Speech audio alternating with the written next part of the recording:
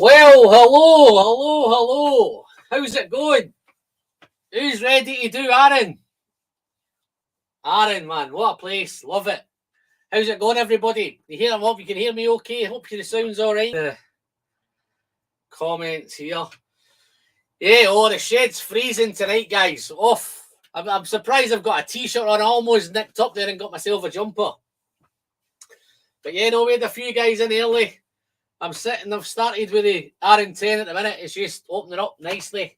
Going to go through a few Arrans tonight. Wow, Arran 10. Who's on the Arran? Who's drinking? I think I've seen some of you are on the Arran already. A few good Arrans to start with. Hopefully I've stacked the shelves up at the minute with Arran, so hopefully we can go through a few. I've got a few here and I've got a few here, and I've got a few bits and bobs going on, so hopefully we're going to have a good night with the Arran. So let's have a wee quick look and see who's in first. Let's go through this. Give you guys a little mention. So who was in first? Let's have a look, see who was in first. Oh, I think that was Mr. Jerry Kersey over there in Vegas. How you doing, Jerry? Don't know if you're still here or you're playing poker or what you're doing, but yeah, thanks for popping in, Jerry. As usual. I think I had Gerhard, Whiskey Lovers Society. Guys, the usual now, Gerhard's got a channel. If you've not subscribed to that by now, what you waiting for? I think I've got Donna passing. Tim, how you doing, Tim? He's just, what is this? Just poured a side-by-side new Arran 18, Glendronach 18 for comparison. I find it doing really makes things jump out and to contrast. Wow. That's a good start there, Tim. Wow. I'm only starting on the Arran 10. Hey, wow, we also have the old Arran 18, new 2, and the Sherry Cask Bodega. Aye, Tim's well stocked with Arran.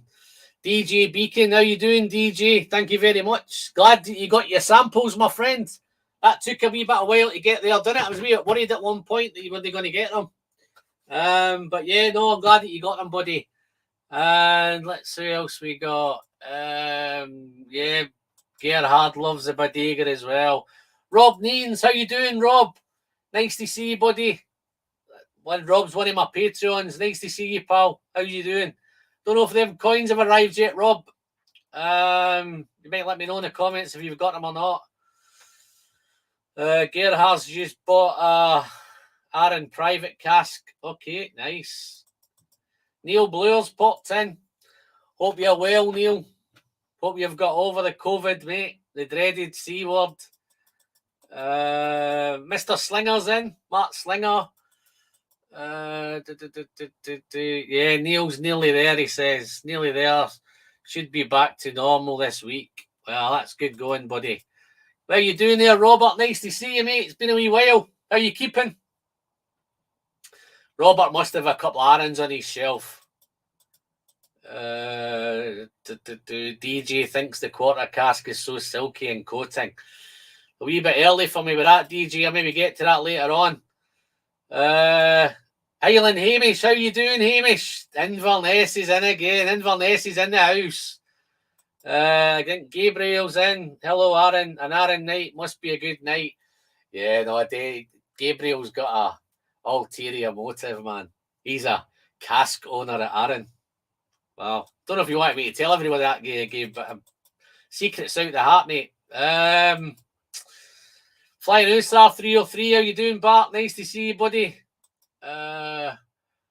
Whiskey Law Society, I've just subbed to your channel. There you go. There's a good start there, Gerard. Well done, Neil. Thanks very much, mate. Cheech, how you doing, Cheech? Wow. Nice to see you, buddy. David Owens in. How you doing, David? Working tomorrow, David? There's first Phil. How you doing, Phil? Nice to see you, buddy. That must be early morning. How early is it in New Zealand, mate? Is it early doors? Oh, Rob's got the Arran 10 in. I might be joining you in a wee second there, Rob. Poured Arran 10, 14, 18, side-by-side comparison. Wow, okay. So there's a few on the go. Papa Q's in the house. How you doing, Papa? Arran 10 for me tonight. to have 5 Arrans ready to go. So I think they're all in the mood for a nice Arran. Let's have a look.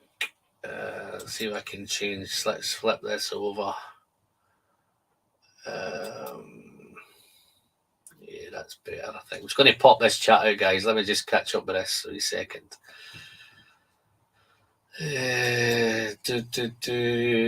Okay. I don't know if you've noticed, guys. I think I made a couple of moderators tonight, but I don't even know if any of them are in. But let's have a wee look. Let's pop this chat out.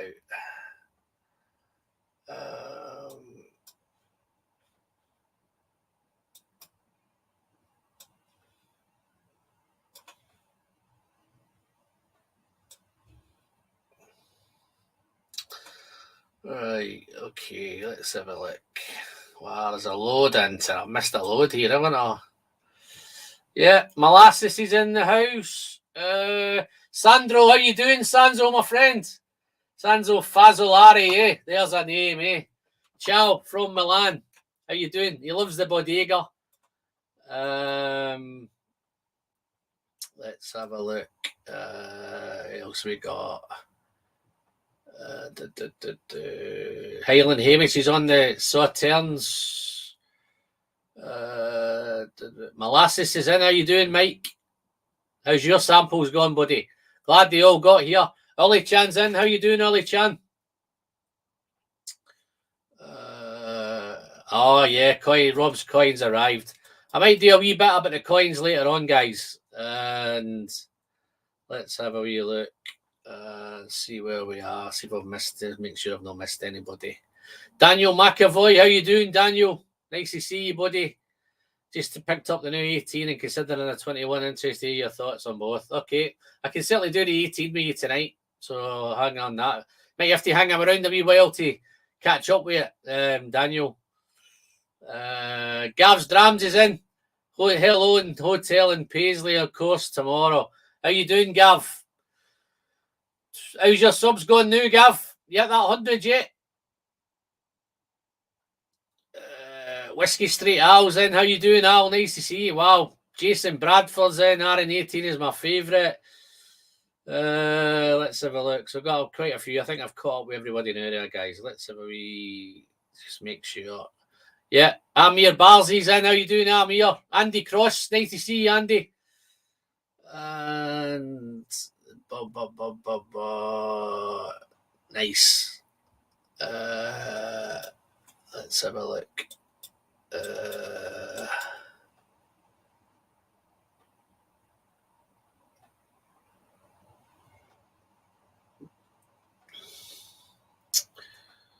Perfect. Okay, so I think I'm pretty much done on that.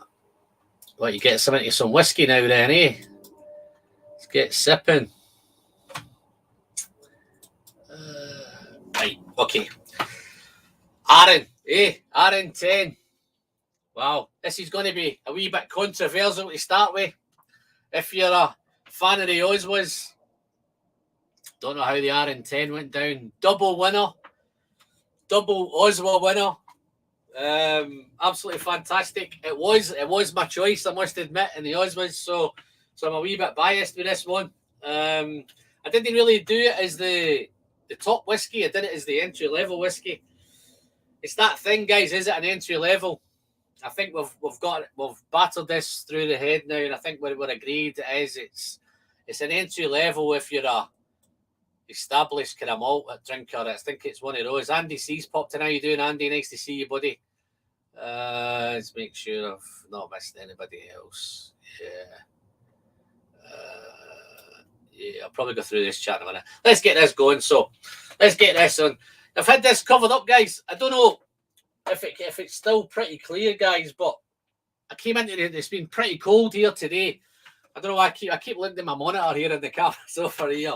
So let me get this set up. So yeah, I've came out earlier on today to set up, and it's that cold. And you want to see it behind me. It was so beautiful. All these bottles. I don't know. They're starting to kind of ease off, but look how beautifully cloudy that is at the minute.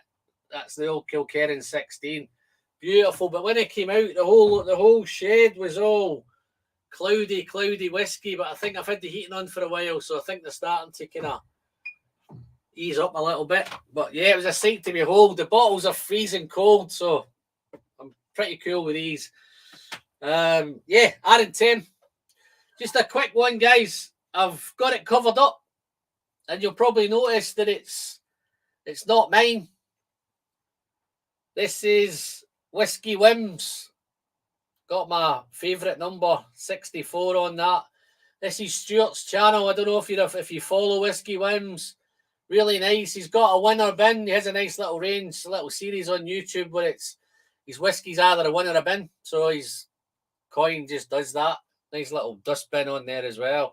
So guys, I don't know if Stuart's big on, he's got his YouTube channel, so you maybe catch up with him on YouTube. Not too sure how you can get a hold of him, but he's big on Instagram as well. So if you just check out Stuart Whiskey Whims on Instagram, I'm pretty sure you'll be able to pick up some of these coins there. I think he's just taking delivery of them. So yeah, I'm really, really chuffed with this one. I've got one more to plug actually. May as well do this while I'm here. The old Jim, the old whiskey novice. Look at that, eh? Got his coin going. Yes, I'm pretty sure if you've not already got a coin from Jim, then I'm pretty sure he'll have some that you can pop along his way and catch up. And it would be rude for me not to plug my own at the same time. I've not got many left, guys, so I'm looking really. I'm in the process of designing a back street a minute. Should I do a back street? This took a wee bit longer to sell them this time. I did double the amount this time, so yeah, it took a wee bit longer. But yeah, just a quick cheap plug on my own coins there. So that's the coins taken care of. I was planning to do a wee bit later on, but let's get them going. So let's get into this Arran 10. Who thought it was a worthy winner? Let's get a little hands up going in the chat. Who thought it was a worthy winner of the best entry level whiskey? I think the People's Choice, I believe, might have been pretty sure it was the Kilkerran 12, but guys, I think we had a criteria. I think it had to be £35 or less, and I think Kilkerran 12 just drops out of that. Oh, Gav's on 91, guys. So I don't know if there's anybody in who's not subscribed to Gav. Gav's Drams. Let's see if we can get Gav up to 100, man. That's the first big milestone, folks, is to reach that 100 subs. And it's honestly, guys, when you get there, it's such a buzz when you get there. There's one there. Look at that. Pinch Hitler Whiskey Lounge. How you doing there, buddy?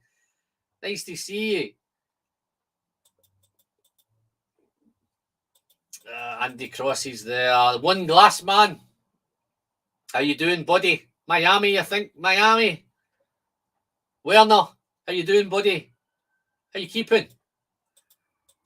I haven't had a bad Arran yet. Yeah, no, you're right there, mate. I think I'm just catching up again here now. Nice to have a 63 collection going here. Wow, okay. I think I missed Mike Myers popped in. How you doing, Mike? How you doing, buddy? Got a few new names here. I think Barry Cullen, that looks like a new name. How you doing, Barry? Nice to see you, buddy. Please forgive me if you're no new name, but it doesn't ring any bells with me. So I'm caught up, right? So let's get into this one. Yeah, so nice. So is there any? I don't see any hands up. Who thought it was a worthy winner? Oh, we go. Donna's in there. Certainly a worthy winner for entry level. However, this 18 would have been my choice for an Arran nominee for best single malt whiskey friend. Yeah, no, I think that's where it got. I think it was easier at the entry levels. I think they kind of pretty much picked themselves. I think the Glencadam 10 was a no-brainer. I think Ardbeg 10 was a no-brainer. Kilty Dramas popped in. How you doing, buddy? So I think that category pretty much. I think the big end was the big winner. I was surprised that it got through to the end of that one. I like the Victoriana better than Arran is better. I like the Victoriana is better. Arran 10 second. Yeah, no, I think the Victoriana is probably a wee bit more of a different level, that one, man. think that's taken it another level there, Gerhard. I think that probably made the right category, that one. I think Victoriana. How you doing, Bill? Nice to see you, buddy. How you keeping? Yeah, Dram Yankee is here. Arran 10 got my vote, best entry level. Yeah, so I think there's a few. Anybody think anything else should have beat it? Yeah, Robert Hayes thinks it was deserved. Best entry level whiskey.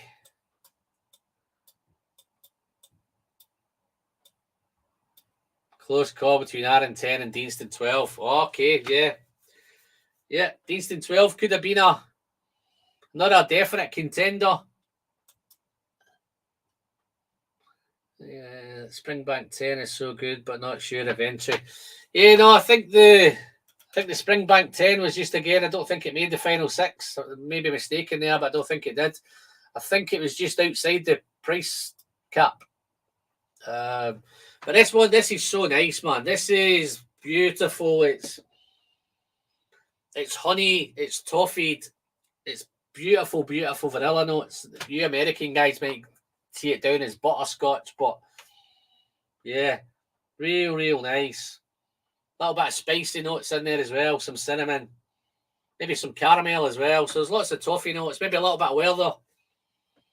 But that beautiful tropical coconut, melon, there's just so much for that price point of whiskey. I think this, guys, you could pick this up for £35. So somewhere between 30 and 35. Yeah, no, Andy C's got it bang on there. Value for money, the Arran 10 is so hard to beat. I think that's why I won it, guys. It's just a tough one to beat. I think it kind of blew away the Glencadam. I think it's maybe, if we'd have maybe done it in the summer, then I think the Glencadam might have kind of a wee bit more. Kelty Drama's got his open. Hope you're sipping on one there, my friend. There we go. Let's have a look. Any of Arran 10, Glencadam 10, Arbed 10 would have been worthy winners. All fantastic. No, I think you're right there, Gabe. Yeah, I think the Glencadam's one of them. I think maybe the availability of the Glencadam 10, I don't think it's maybe as readily available as I know here in the UK it is, but I think overseas and heading to the States and Canada and places like that, Europe, Germany and stuff, I'm not too sure how easy it is to get a hold of Glencadam. But yeah, all three are fantastic. Yeah. Oh, Andre's in. Andre's got himself a bit of Deanston 12. Andre, how you doing, buddy? Nice to see you. Thanks for dropping by. So nice. But yeah, this beautiful honey and toffee and vanilla and that spicy, that little bit of tropical fruit, that little bit of melon, a little bit of pineapple, a little bit of coconut, lots and lots of fruit going on. Real fruity. But let's have a little sip of this one, guys. I'm getting a little bit thirsty now, so let me just get that there. I'll tell you what I'm doing here. I think this bottle's putting me away. I keep looking here rather than here. So let me kind of just rectify that now, guys. So I'm just going to kind of head over this way now. So tell you what I might do. I might make a wee bit of a wee adjustment here, I think. Let's have a look. Hope nothing breaks off now. So yeah, that's probably sorting me out better now. So yeah. Okay. So let's have a wee sip of this. This is the first whiskey of the day, guys. I'm a wee bit knackered, man. The wife's had me decorate. I've just decorated the whole room today, so I'm a wee bit kind of sore, a wee bit painful, but hopefully this will cheer me up.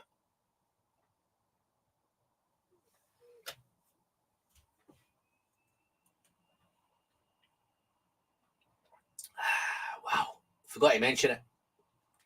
You know where it's gone? Spicy, rich, mouth coating.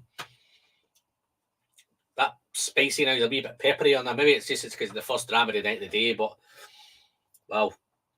So I've got a few whiskies to do today, guys. I think I'm going to do I plan to do the 10, the Arran Amarone, do a wee bit of wine cask finishing. I'm going to do the Bodega sherry cask, the Bothy, and if I've got time and I'm still able, I may do the 18.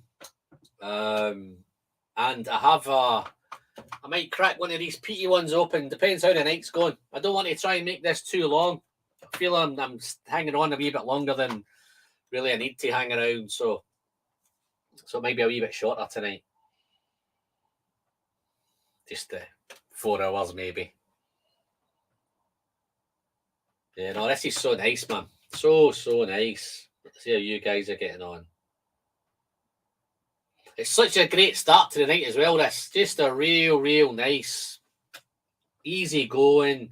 Still gives you that little bit of complexity, that little bit of going in. You know there's a decent whiskey in your glass. The nose is just getting fruity. As it's opening up, it's just getting fruitier and fruitier. A little bit of spice in there as well, and in the back of the nose. Loving what's going on here. You all seem to be getting on well tonight. Glencadam 10 is available here in Germany. How have you found it, David? Have you purchased a bottle of that? Have you picked a bottle of that up? Let's see. Bill's on a winner. Bill's on a winner. Was my Arran was my choice. Best value for money and outstanding quality. Wish I could find the 18. If you hang around, Bill, I may let you have a wee sample with this me later on, mate. Have a wee go with this with me.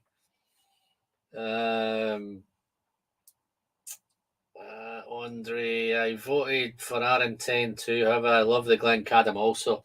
Yeah, no, I think Gabe's right. I think all the drams in that category were pretty much. I think any one of them could have won it. If the voting was driven by Peatheads, then I think the Arran 10 would have won it.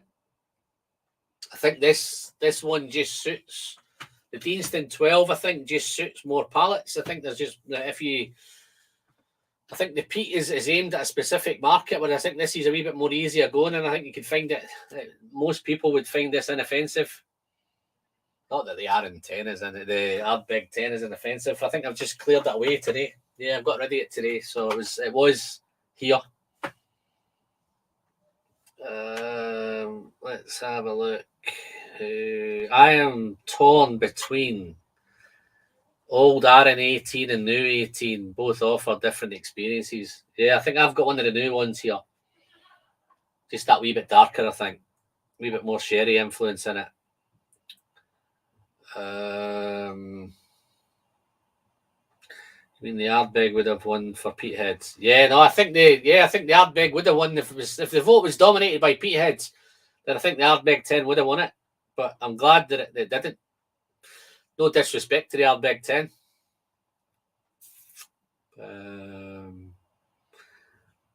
Maybe one day the Ardbeg 10 might be my go-to. Wow, what a day that'll be, eh? But let's polish this one off and move on to the next one. Where am I going to go next?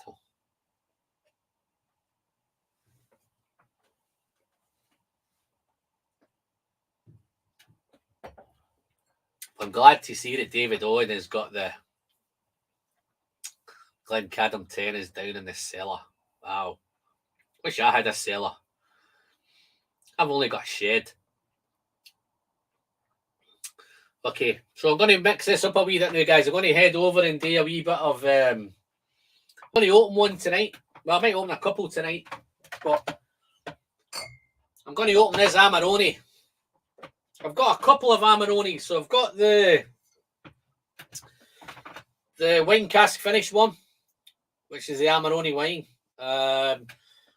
What's Amarone wine? I think Amarone wine, maybe... I think Sandro's in, so Sandro may be able to help us on Amarone wine, man. I think it's a real rich, high-proofed, thick red wine, as far as I could believe. Dry wine, thick, high ABV. Certainly works in this one.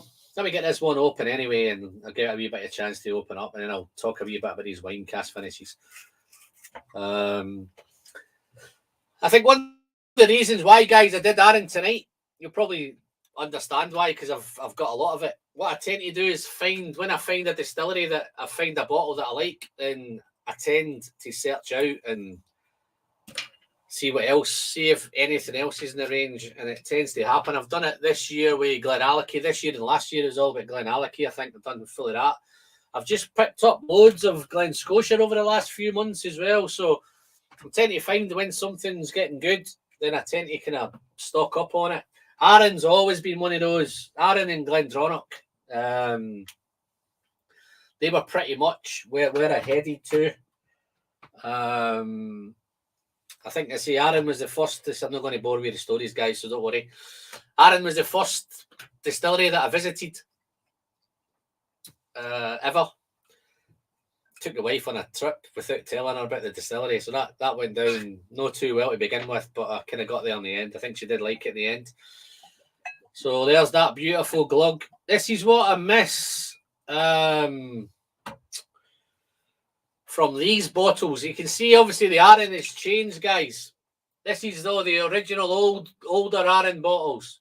Beautiful big tall bottle. I loved it. And then they've changed now to this. And I'm slowly coming around to this, guys. I'm really, really appreciating the quality of this, the authenticity, the clarity, how natural it is, and all that kind of stuff. All the info's there, and all the usual stuff's there. The only thing that's missing is that beautiful, beautiful glug. So yeah, so that's a real shame that the glug's gone. But let me get to clear my decks as I go along here, guys. So I'm getting a wee bit kind of crowded out. But yeah, no, this Amarone. What a beautiful, beautiful colour. I think, whereas I had a few bottles over the years. This is probably one of my favourite Arrans from the distillery. But what I found with this is I think they've got a little bit lighter. I don't think they're using as much where it's first fill, second fill, I'm not too sure. But they have got a wee bit lighter as they've gone along. I have got a cast strength Amarone. I don't know if you can see any difference in it. There's a difference in that. That's the cast strength, and this is obviously the wine finish. I think in the wine finish one as well, they do sauternes and a Madeira. These wine finishes are bottled at 50% ABV, so they've lifted the ABV a little bit again. And then the usual, the non-chill filtered and the natural colour is absolutely fantastic.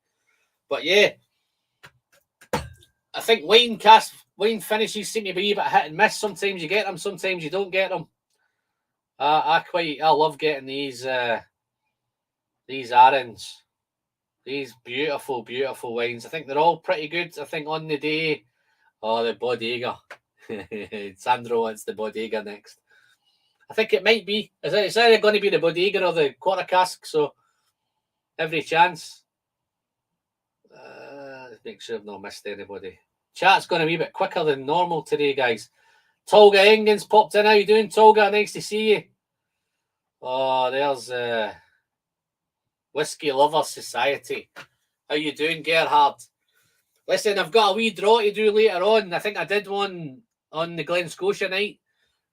Great news, guys. There's only 6 names in it. So you've got a 1 in 6 chance of winning it. I think it's either a range of Glen Scotias or you can give me a choice of what you want, any 6 that you want. So, but thanks very much for your super chat. Just on these super chats, guys, I think it's one of those ones. I don't do any merchandise. I do a wee bit of coins. And it's always great to have these super chats. And I know different channels do the super chats in different ways. I tend to do a wee bit of giveaways from time to time. Sometimes people just buy me the odd dram here and there, which is all fantastic and it's all great. And it's one of them, do I keep doing giveaways just to get super chats? And it's not a thing, but what I'm finding, where the super chats help, guys, and it's not about the whiskey, it's not about anything else. It's purely about the shipping. So all these shippings, and particularly to ship to the States, it's really, really expensive. And to ship to the places like Canada and New Zealand and places like that, it's super, super expensive. And that's where all those super chat monies go. So I'm really, really thankful for everybody that's popping in with these super chats. And to be fair, for me to send more whiskey out, I always find that's the easiest way of doing it, is putting a little runner on the bottom, get yourself into a draw, and then anybody could win it. So it's like this one now, there's 6 names in there, so there's a good chance it's one of those 6 is going, well, one of them is going to win it, but some nights I've had maybe 20 in, 25 in, so it's great. So all these super chats, guys, just keep them coming. You're helping the channel out, it's helping me upgrade equipment. It's the same with Patreon. I don't know if you feel want to go and check out the Patreon, guys, go and check them out, because all that does is it just helps me. I've just recently purchased a big microphone, man, so hopefully the sound's getting better and better. Got a new laptop about 6 months ago, new camera, so everything's all coming. And at the same time, today 2 reviews a week. It's a lot of whiskey to buy, so keep the super chats coming, keep the Patreon coming. I've had a couple of new patrons over the last couple of weeks, which is great. Fantastic. And so that's my little pitch over. Well, there's a new name, I think. Amarone is really pink. Yeah, it almost looks like a port. Wow. George, I take it that's Georgie. Georgie Matiga. How you doing, Georgie?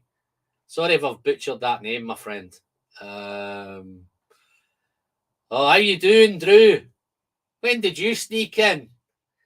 How's it going, buddy? Fantastic, mate. Thanks for the super chat there. How you get on with those samples that you got, mate? See, Drew's the perfect example, guys, because Drew was one of them guys that's hanging out. The parcel went out and it took ages and ages and ages. We actually thought we had lost it and we'd given up on it. I'd arranged to send another one. I was going to take a punt again and just send another one out, which went out. And then Drew's original package for some way made its way back to me. But you want to see the state it was in. It was in a wee bit of a mess. So, yeah, so it was absolutely fantastic. I had Frankie Hawkins in last week. Frankie Hawkins had won in the post for 3 months, guys. August the 3rd it went out and it arrived November 10th or something like that. So that was out in the wild as well. I was just about ready to send Frankie another package. So lucky the gods were on my side, and I'm thankful Frankie got his samples as well. So that's super, super cool. Wow, I think there's a few of these. I think these are all feeling sorry for me. I think these super chats are popping in. How you doing, Rob? Nice to see you, buddy. Thank you very much for that again. Very, very generous. Your Patreon support is great, my friend. Very, very thanks for that. Let's have a look. And what is DJ? DJ, man. Very, very generous, DJ. Alan, some coin helped out with the shipping. Beard oils are expensive to ship. Cheers.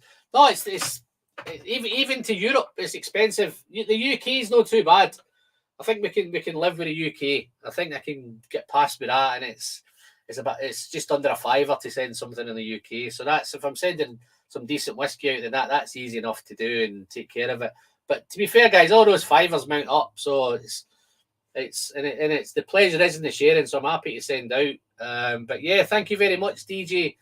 The beard oils, yeah, I've changed it because I think some of the guys said that snow globes heading to some of them states of America didn't sound right, or didn't look right. So I'm glad the beard oil got there, and I'm hopefully you're enjoying them whiskies, my friend. Yeah, so let's get back to this Amarone. I think we sidetracked a wee bit there, mate. Yeah, but don't forget to go and check out Patreon, guys. Have a look at the channel, and if you like it, then anything's welcome. You can do it for as little as $3 a month, guys. So there's no, and you can get off whenever you want. So there's no pressure. Yeah, this is really, really nice as well. This is a wee bit more floral. Got that beautiful kind of, you can tell that wine cask influence straight away. That's different because I think the 10 originally was ex-bourbon casks, and this is just nice. Almost smells like a port, but it is that real nice pinky. But I remember the very first bottle I bought, it was much, much pinker than this. Maybe it's just the light that's in here, to be fair, but yeah, but it's a super, super. The high ABV at 50% ABV, natural colour, non-chill filtered. I think you can pick these up from Arran for as little as maybe 42, 43 pounds, which I think is phenomenal value. I think all the Arran, as we go through the Arran range, I think that one of the things that will pop out is how affordable they are and how beautifully priced they are. Thank you very much, Rob. That's fantastic, my friend. Cheers, buddy. Hope you're still enjoying them beautiful Arrans. Oh, what did Sandro? I've missed what Sandro said, man. What did Sandro say? He gave us some. Yeah. Oh yeah, no, he's getting into Bill. He's sorting Bill out. He's not giving me any info on the Amarone wine, but maybe he's not a wine drinker. Right, Sandro. Sandro, you a wine drinker or you a whiskey drinker? Yeah, let's have a wee sip of this, guys. So nice as well. Wow. Let's have a sip. 50% ABV. I need to be careful with this one tonight. Oh, it's Jerry's on here. Let's oh, Bill. How you doing, mate? Sorry, Alan, the wife is requesting my presence. We'll catch the rest on the replay. Cheers. Thank you very much, Bill. I'll have a wee sip of this Arran Amarone on your good health, my friend. Thank you very much, buddy. Cheers, mate. Got to keep the wife happy, Bill. Happy wife, Bill's a happy life, mate.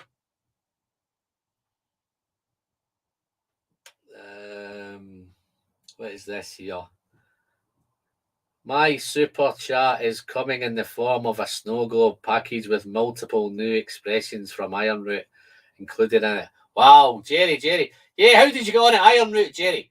Just to give a wee bit of context on this, guys. I know I'm drifting a little bit, but we had a little private StreamYard with some of the Manchester Whiskey Boys on Tuesday night, and Jerry from Las Vegas was in it. And Jerry had a wee surprise with us because, unbeknown to me, when I popped him in, there was another name in the picture as well. So I had to kind of pop him in, and it turned out it was none other than Robert Licorice from Iron Root, who and his lovely mother was there as well, Marcia. So we had a great 2 hours. All the guys were just quizzing Robert about Iron Root and all his favourite. He's got a nice whiskey collection going over there as well. So we had a fantastic 2 hours with Jerry. Thanks for that, Jerry. Thank you very much, buddy. I look forward to that snow globe. I'm still... Yours is going to go any time now because I've been hanging off because a couple of the packages that I've sent to the States at the minute have been kind of dilly-dallying around a little bit. So I was just waiting to make sure they all landed, and touch wood, they've all kind of made it there in one piece at the minute. So, yeah. But cheers again, Bill. Cheers, Jerry. Yeah, vino. Oh, it's no wine, isn't it? It's vino. Vino and whiskey. What do you know about Amarone, Sandro? Well, let's have a sip of this. Real nice.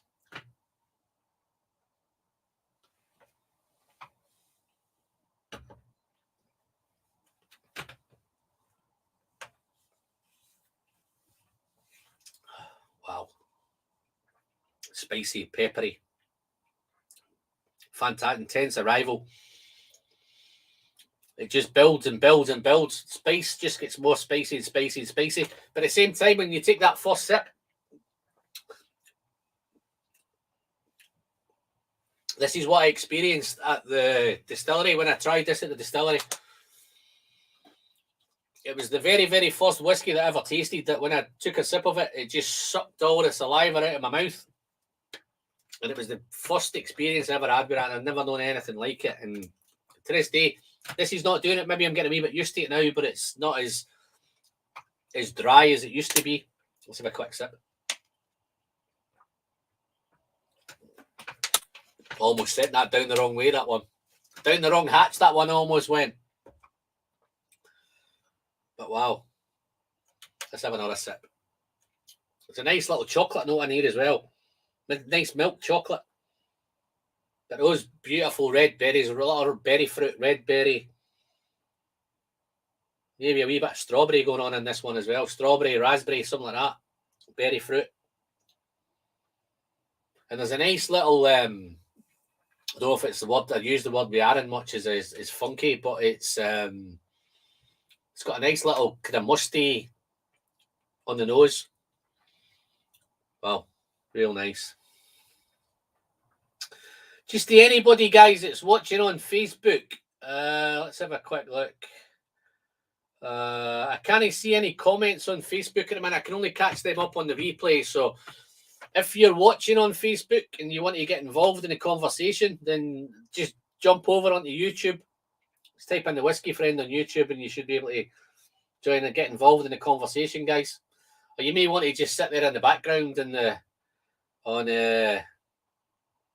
Facebook. And we have First Phil 1959. How you doing, buddy? You okay? Just a quick mention as well, guys. Well, it's on my mind there. I think no Rolex, no sex. No Rolex, no sex has popped in. How you doing, buddy? I think that's Justin. If it's no Justin, then just let me know, mate. But I'm almost positive, but I'm shit with names. Just another quick one, guys. Just let you know the tickets went on sale yesterday for the Glasgow Whisky Festival in February. Managed to pick up some tickets. So there's 6 of the Manchester Whisky boys heading up to Glasgow. So that should be cool. I think there's on the Saturday and the Sunday. Saturday the 19th of Feb. Sunday the 20th of Feb. I think there's 2 sessions on each day. So if anybody's gone to the first session on the Saturday, then come and say hello and check us out, and we'll share a dram together. With Christmas coming up, shipping will be even slower. Yeah, no, that's the only problem as well. Yeah, so hopefully Jerry's shipped his snow globes already.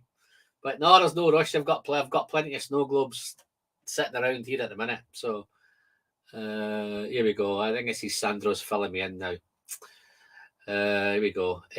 It's a rich, creamy red made with grape that are aged before they are pressed. Wow, okay. It's higher ABV, 15 or even 16%, and does have a port-like nose as it's aged 5 years minimum in oak before bottling. So there we go, guys. There's a wee Amarone lesson. How you doing, Christopher? Nice to see you, buddy. Thanks for popping in. How you keeping? What are you drinking? You just think, DG, you just think them postmen would just move faster, wouldn't you? You think it'd be colder, they would just run around quicker. Not going to happen, is it? Yeah, I think Neil Blower's asking about anybody had the Bunnahabhain 12 cast strength. I gave it a wee bit of miss this time, folks, because I opted for the Glen Scotia 12 instead. The Glen Scotia 12 cast strength. Went for that one instead this time. I know I see it keep popping up on social media, so I think it's. I don't think it's all being released at the one time. I think it's coming and going. But yeah, no, let's do a wee whiz of this Amarone, and then we'll move on to the next one, guys. Or will I do that? We may as well do the draw then. Will I do the draw for the super chat? Let's have a sip.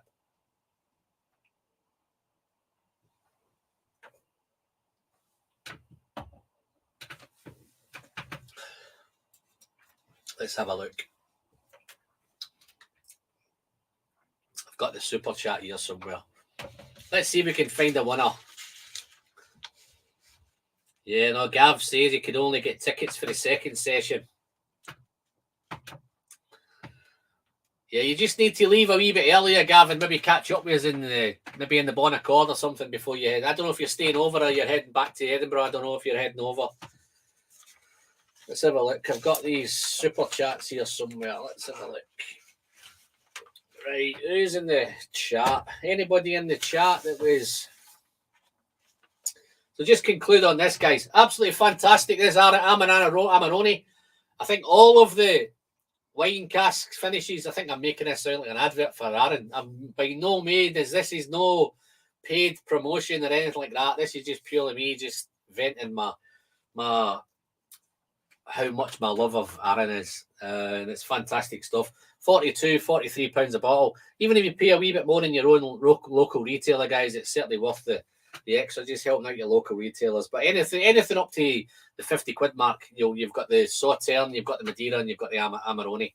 So 3 fantastic wine finishes from Arran. And again, it's that higher 50% ABV, which is great. So let's do the super chat time. Let's have a look.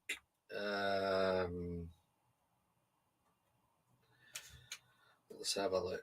So I've only got 6 names in it this time.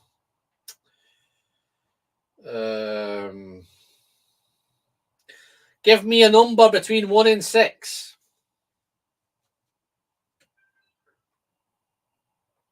Here's a random number. 1.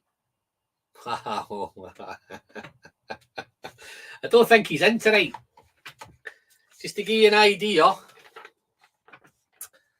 it's James Morgan Well done, James.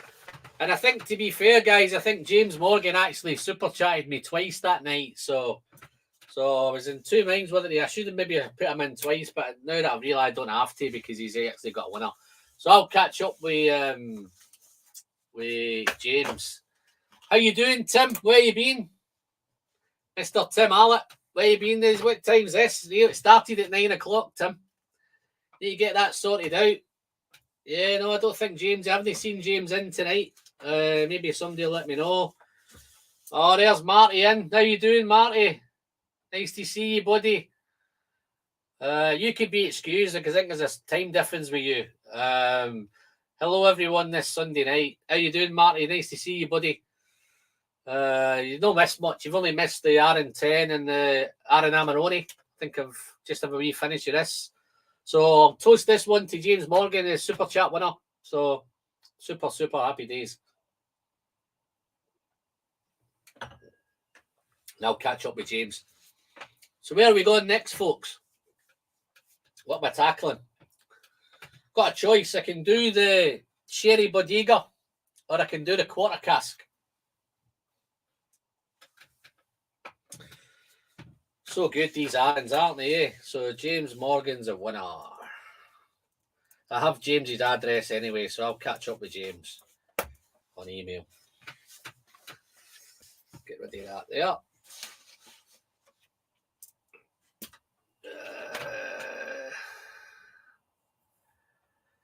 Shelves look great. Yeah, no, I've done a wee bit of work again today, Marty. I've just stuck a load of Arran up today. Arran here, oh, here.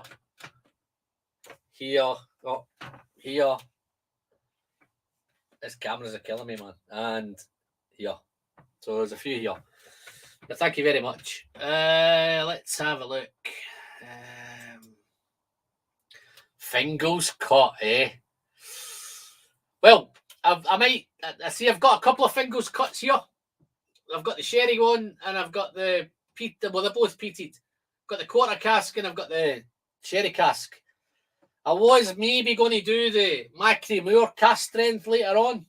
So that may come later on. I'll put it back out again and see where we end up from there. Guys, again, Whiskey Noses popped in. How you doing in subs now, Marty? You got 600 yet, mate? Need to see if we can get Marty up to 600. Early chance in a hurry.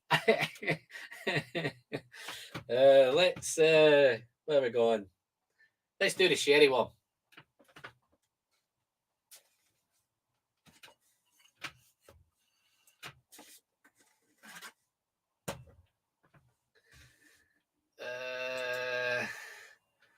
Was lucky to win a couple of quarter casks from you. Beautiful 56.2 and 57.7.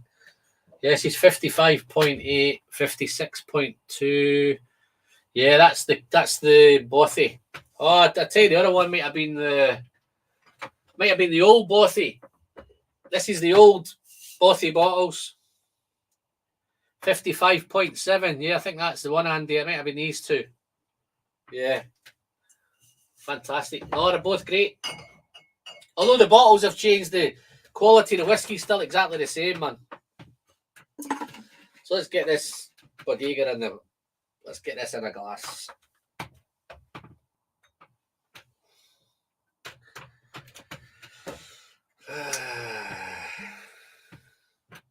I'm trying to keep up with the chat at the same time here, guys.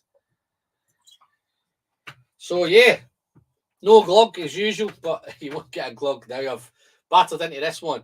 So yeah, no, this is beautiful. This is just taking up the next level now into the cask strength stuff. So now we're going to be a wee bit more careful with this. Plenty of water on hand. Let's have a wee sip anyway. Clear the throat.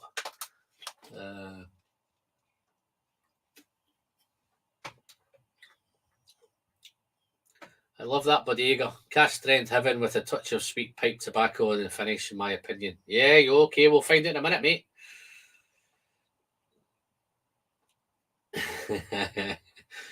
Doing the hatch. A wee bit quick there, but let me get a wee bit on the nose. But yeah, no, absolutely fantastic, man. I know this is going to go. This is just going to go much darker. So this is going to be nice and luxurious, and wow, there's that beautiful. It's unmistakable sherry there. Wow, real. That beautiful sherry note. It's not too sweet either. It's no sulphur, none of that. It's beautiful sherry casks.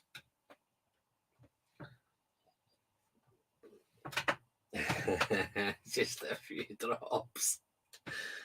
Just a few drops of H2 on that baby. Yeah, let me have a wee nosy and then have a wee sip of it, then I'll pop a little bit of water in it. So don't worry, guys. No, you're looking after me tonight. But it's such a beautiful, that beautiful dark fruit, dark chocolate. Little bit of spice in there again. You know that 55.8% is going to give you a little bit. There's no burn on it. There's no nose nip, no nothing. You can just smell it there in the background. And there's John. There's the Whiskey Wanderer popped in. How you doing, John? How you keeping, buddy? Cracked open that Glenallachie 12 yet?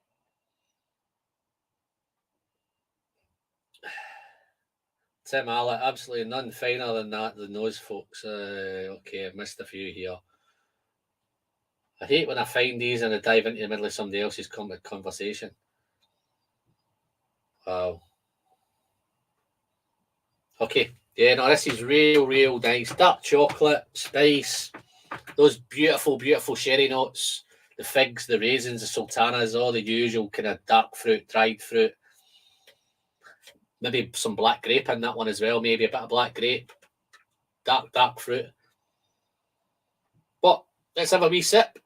And then colour is absolutely phenomenal colour, folks. Look at that. I don't know if that does it any justice, but I think I've got two lights flashed on it in a minute, but it's real nice. Beautiful. Looks so much darker here than it does on there. That might help. Look at that. Beautiful. Let's have a sip. Let's send it, guys. Let's send it down the hatch.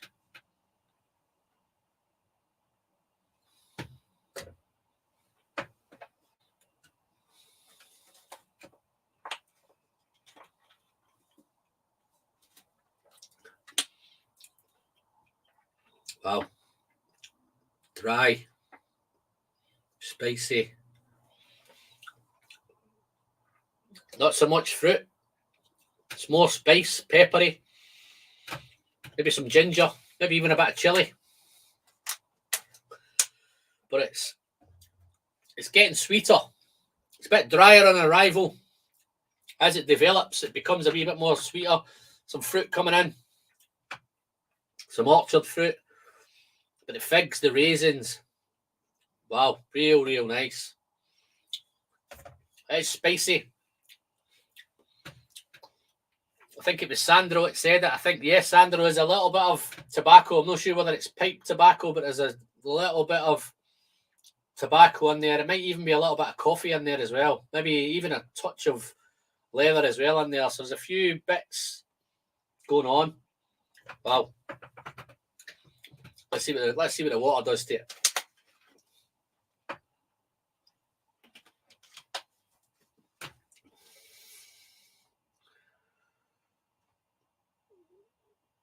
Oh. Thomas Tage is in as well. How you doing, Thomas?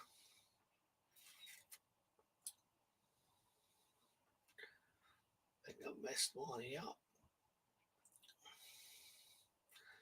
I'll pour the Master of Distilling or the quarter cask.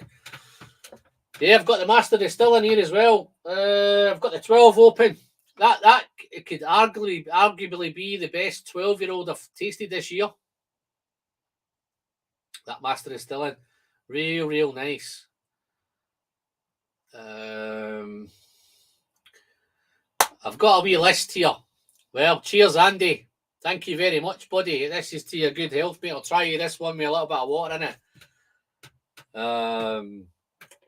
Real nice.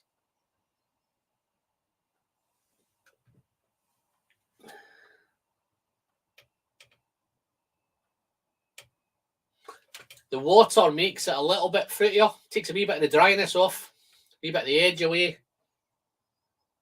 It's become a little bit more, what's the word I'm looking for, fusty, musty.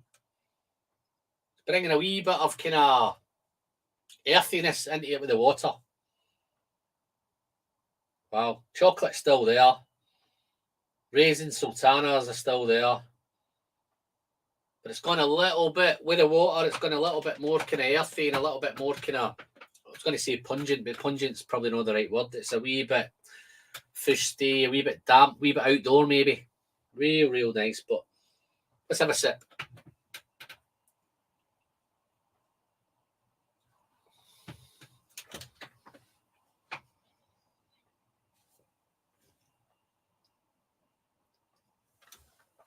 Cheers, Andy.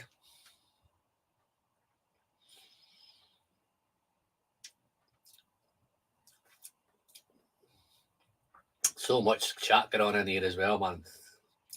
Sometimes I lose track of what I'd planned to talk about because I get caught up in some of the chat that's going on in here.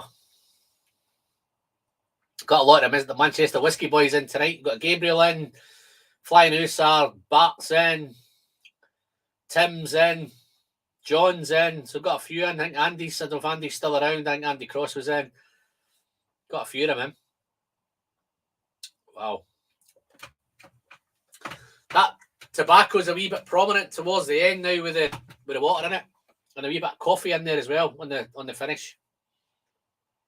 Real nice. Again, guys, this retails 55.8% cash strength. Sherry hogsheads.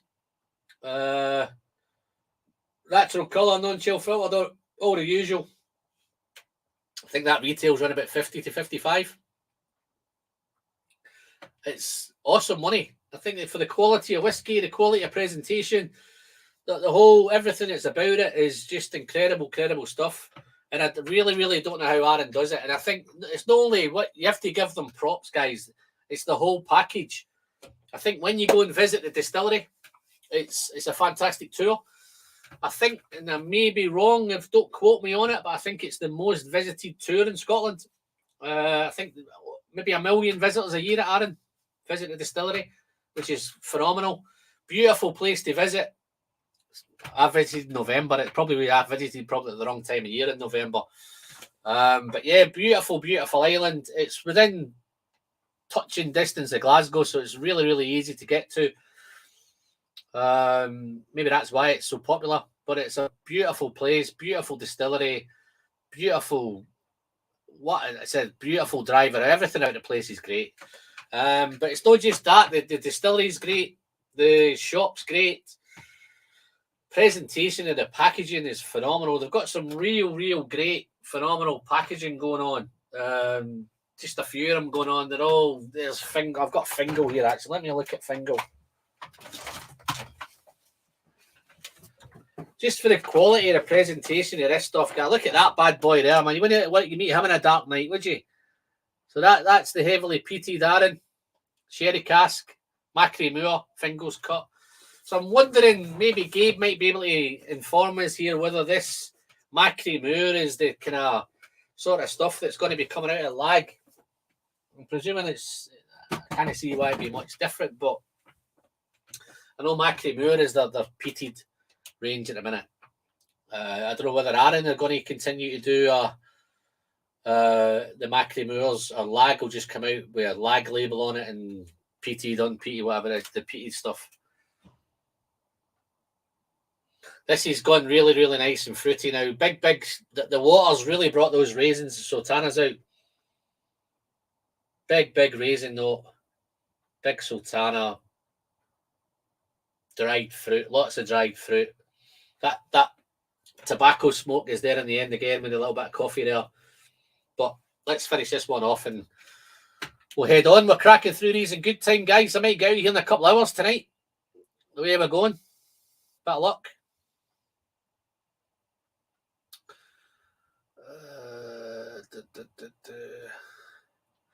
Yeah, Thomas, Sunday's going great. I've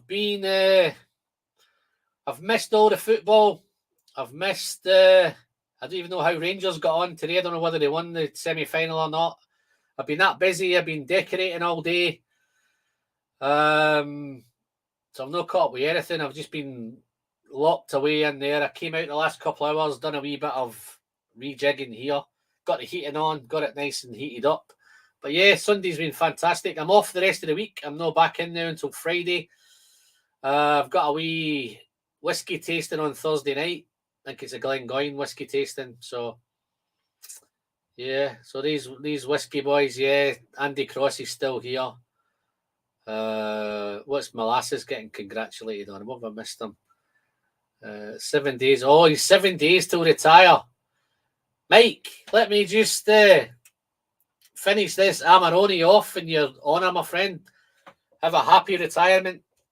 It gets tough when you're retired, mate. You always just be out buying whiskey all the time and going around whiskey shops. Ask the Dram Yankee, man. He's the same. That's all he does now is visits distilleries and drives around and plays golf and plays poker all day long. So it's a hard life being retired. But to your good health, Mike. Molasses.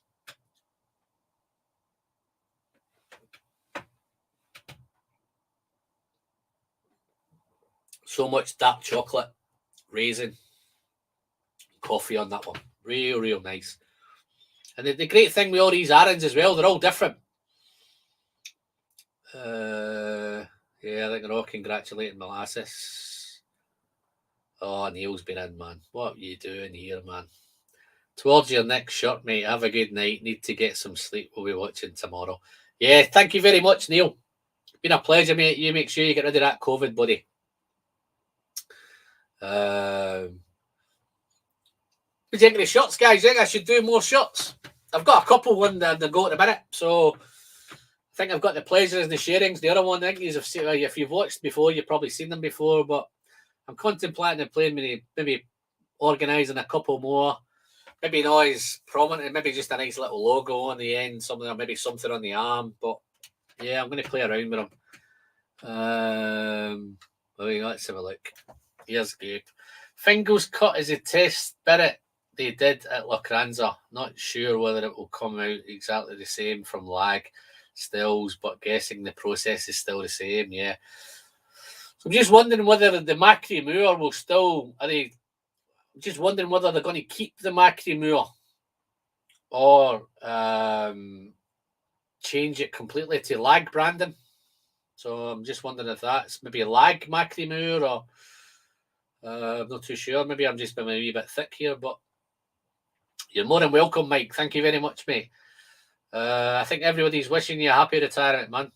What's the Yankee saying? Whiskey friend, Dan, my wife. You know me better. Yeah, he's playing golf all the time, man. Every time I get a hold of him, man, he's playing poker. That's why I have to wait to 9 o'clock at night, guys, because he's playing poker earlier on. I'd like to go at 8 o'clock, but he's never available. Yeah, I think he messed that up. Whiskey friend, wow, that was a messed up message. I just, if you noticed, I didn't make any sense of it, but I just kind of Ultimate Pro, I just moved on, you know. Andy C's back in. The whiskey friend was told at Arran event, Macri Moor will stop all peated output as lag ramps up. Yeah. It's a shame. Yeah, Macri Moor. What's old Fingal going to say about that? Brand's not going to be happy either. Old Fingal. Where is he? Oh, I've chucked him again. But yeah. So, I think it's 1:15 time, guys. Let me have some more water.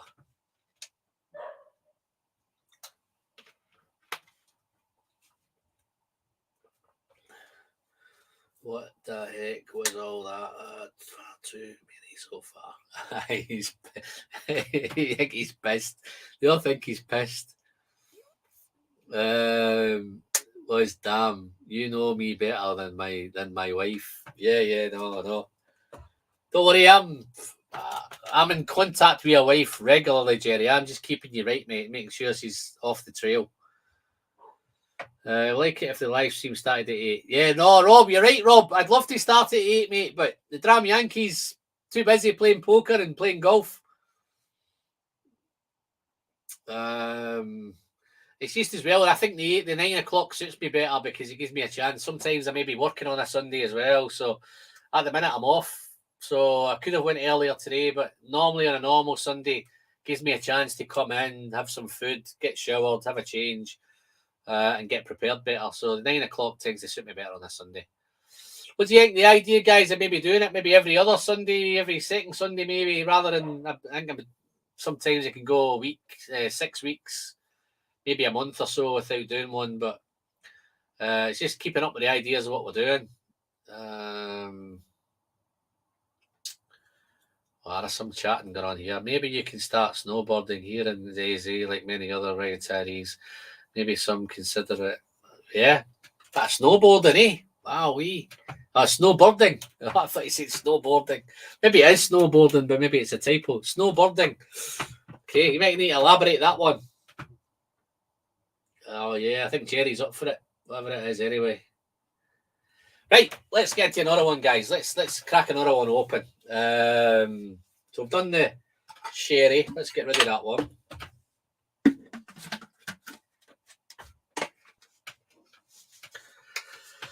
Let's go quarter cask. I've been collecting these bothy ones for a while. As you can probably see up here, these are all bothies. That was the original bothies. Used to be an annual thing. Now I think they just come out in batches. This is the batch 1, batch 2, batch 3, batch 4. I've got a second batch 1 as well, so I used to collect batch 1s for some reason. But yeah, no, I think this is the current Arran. I don't think they have any dates or things on these now. I picked this one up probably about 7 months ago. Natural cask, quarter cask, cask strength, 56.2% ABV. Again, looks like ex-bourbon cask. Not sure if there's any sherry in it, but if there is, then I don't think there's a lot of sherry in it. Let's have a look. If you went to live in a regular slot every second Sunday or whatever, that'd be great. Oh, yeah, no, I'm thinking your idea, Tim. Thinking of maybe cutting down maybe in an odd video here and there and maybe doing an extra live stream. So it's one or the other. Robert Rutherford, how you doing, Robert? Nice to see you, buddy. My very first Arran whiskey, the quarter cask, and I fell in love with Arran whiskey. Yeah, I think most people do that. I think once I'm one of those guys that I'm loyal to something. So if I find maybe a whiskey that I really connect with, like maybe Arran, and I just go out and go mad and just buy as much Arran as I can. And to be fair with Arran, I don't think nothing comes to mind where I've ever been disappointed with a bottle of Arran.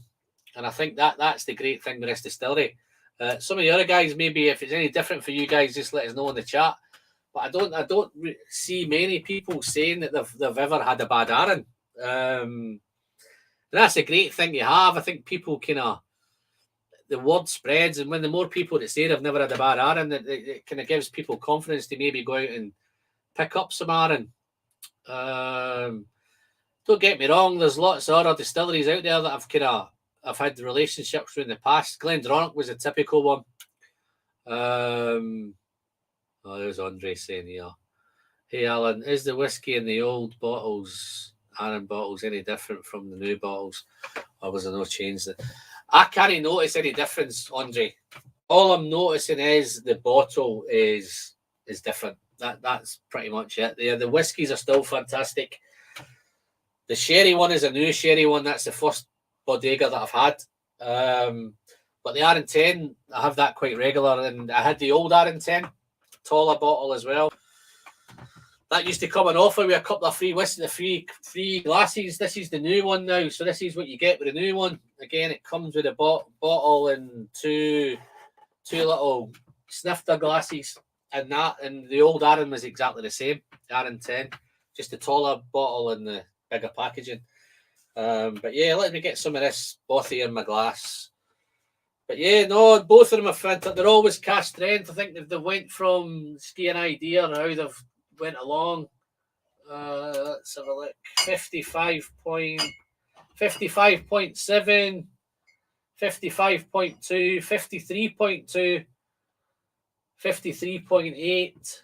So yeah, they've got, if anything, they've got a little bit higher. This is the highest one of them all. I think these were all 50, 55 point something. This is jumped up to 56.2. So this is the highest one so far. Just wondering, did I miss a super chat there?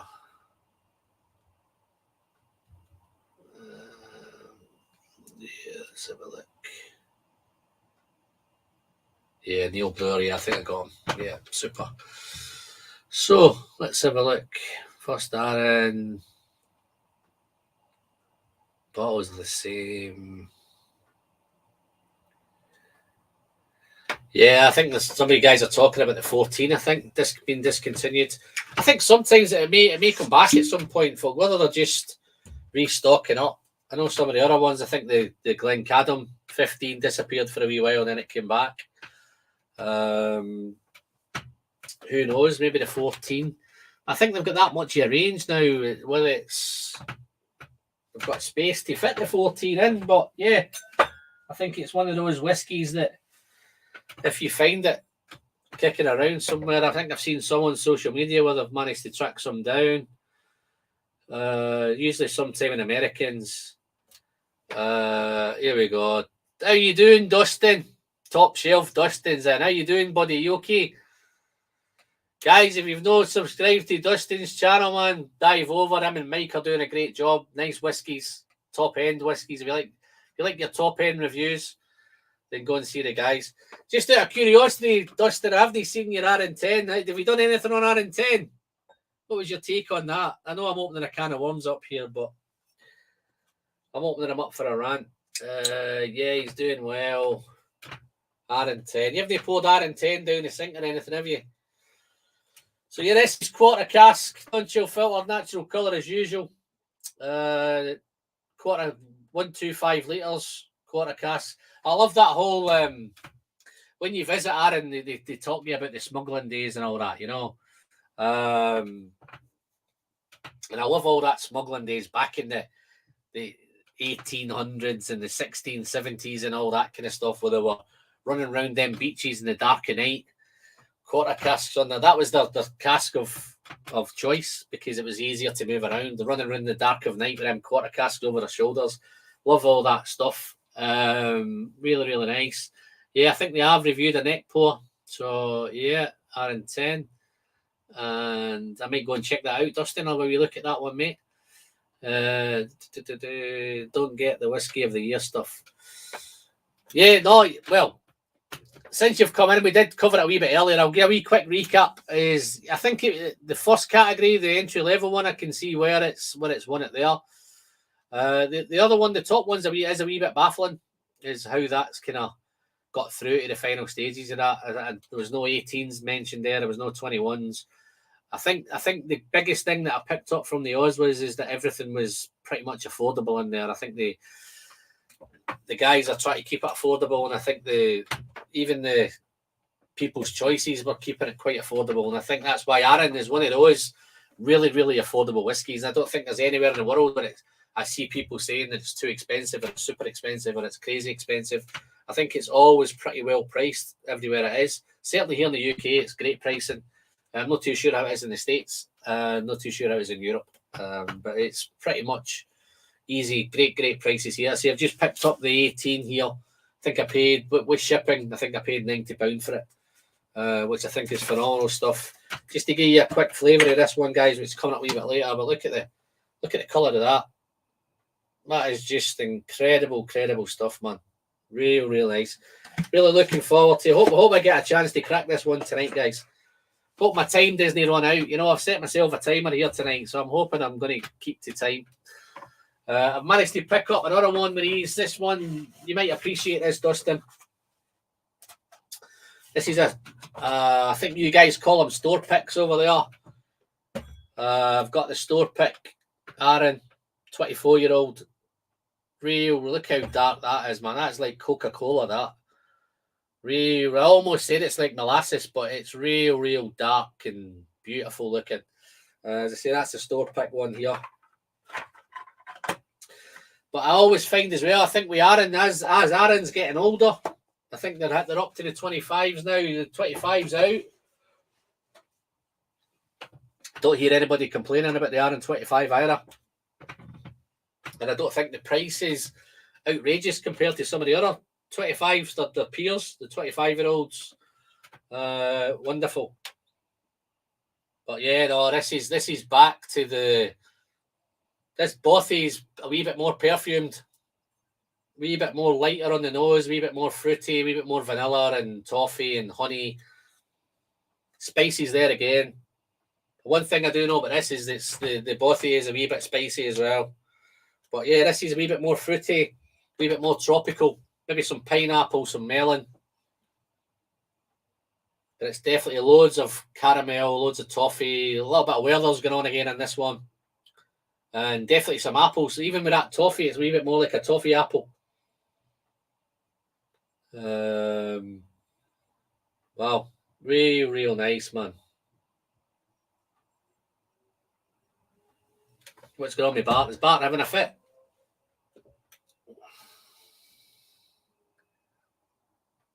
In Italy, the Arran 10 is €49. It's not too bad, is that? About £40. Is on offer now at 45. So that's definitely taking it just under the £40 mark, which I don't think is too bad. It's a wee bit more expensive, Sandro, because you can pick it up somewhere between 30 and 35 here in the UK. Arran 18 is amazing, just sucks. It's hard to find. The price considerations were kind of odd with some of those. Flaming Heart was in the blend from 2000. Yeah, no, you're right. But I think well, the reason that happened, Dustin, I think is I think when it got to the blended category, I think most of the people I was one of them. I probably abstained from that category because I don't do much blended whiskey, so I didn't really feel that I had the right kind of credentials to get involved and dictate what people should be buying and what they should be going after. So that's one of the ones that I kind of took a back seat on. And I think some of them just went down the Compass Box road. And it was, I think some of the brands that came up were kind of the better known blended brands.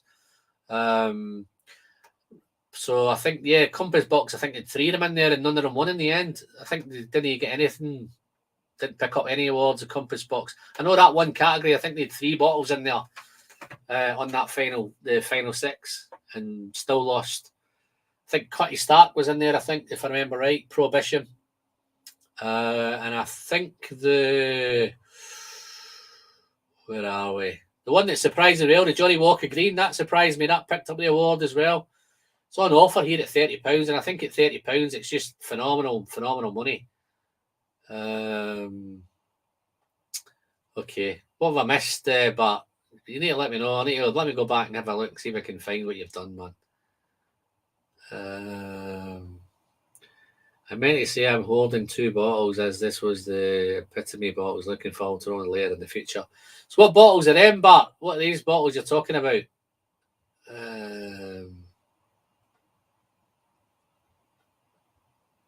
I'll get one open, whatever it is, man. Yeah, okay. I can't find what it is. Drop in the chat what it was. I missed the original part, what you were talking about.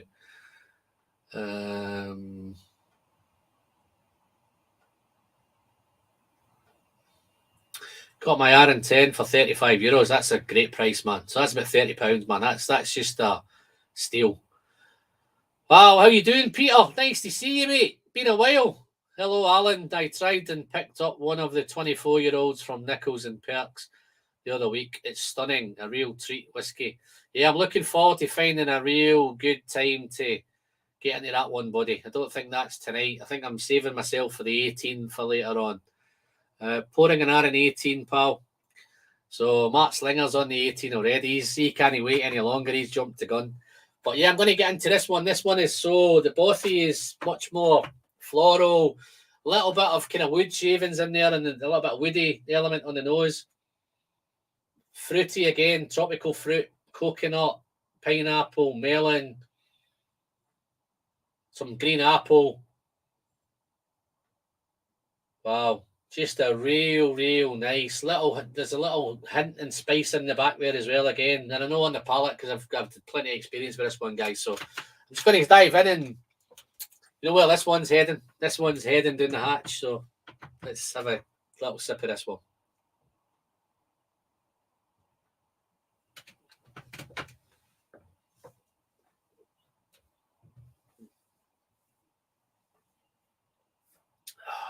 Wow. Spicy. So spicy, man. Real nice spice. That little bit of, where's that coming in there now? Wow. A little bit of toffee apple. Toffee. That green apple. It's like a sticky toffee apple. Mouth feels great. Coats the palate. Spicy. Wow. Really interesting. Beautifully integrated. Beautifully balanced. The spice and the fruit. Those casks. It's just real nice stuff. James McTaggart again needs all the credit, guys. I'm a big fan. The man with a golden gun. Is it man with a golden gun? Is it man with a golden glass? Even, yeah, Mr. James McTaggart. There he is. I don't know if you can see him in the back there. Let's pop that up. Master of Distilling. This was probably my. I've got a video coming up shortly, guys. I don't want to give any spoilers, but this was probably my favourite 12-year-old of the year, and that's even including the Glenallachie 12. But again, the presentation is just phenomenal stuff. Love it. I'll just give you one other little treat. Look at this beauty I got here.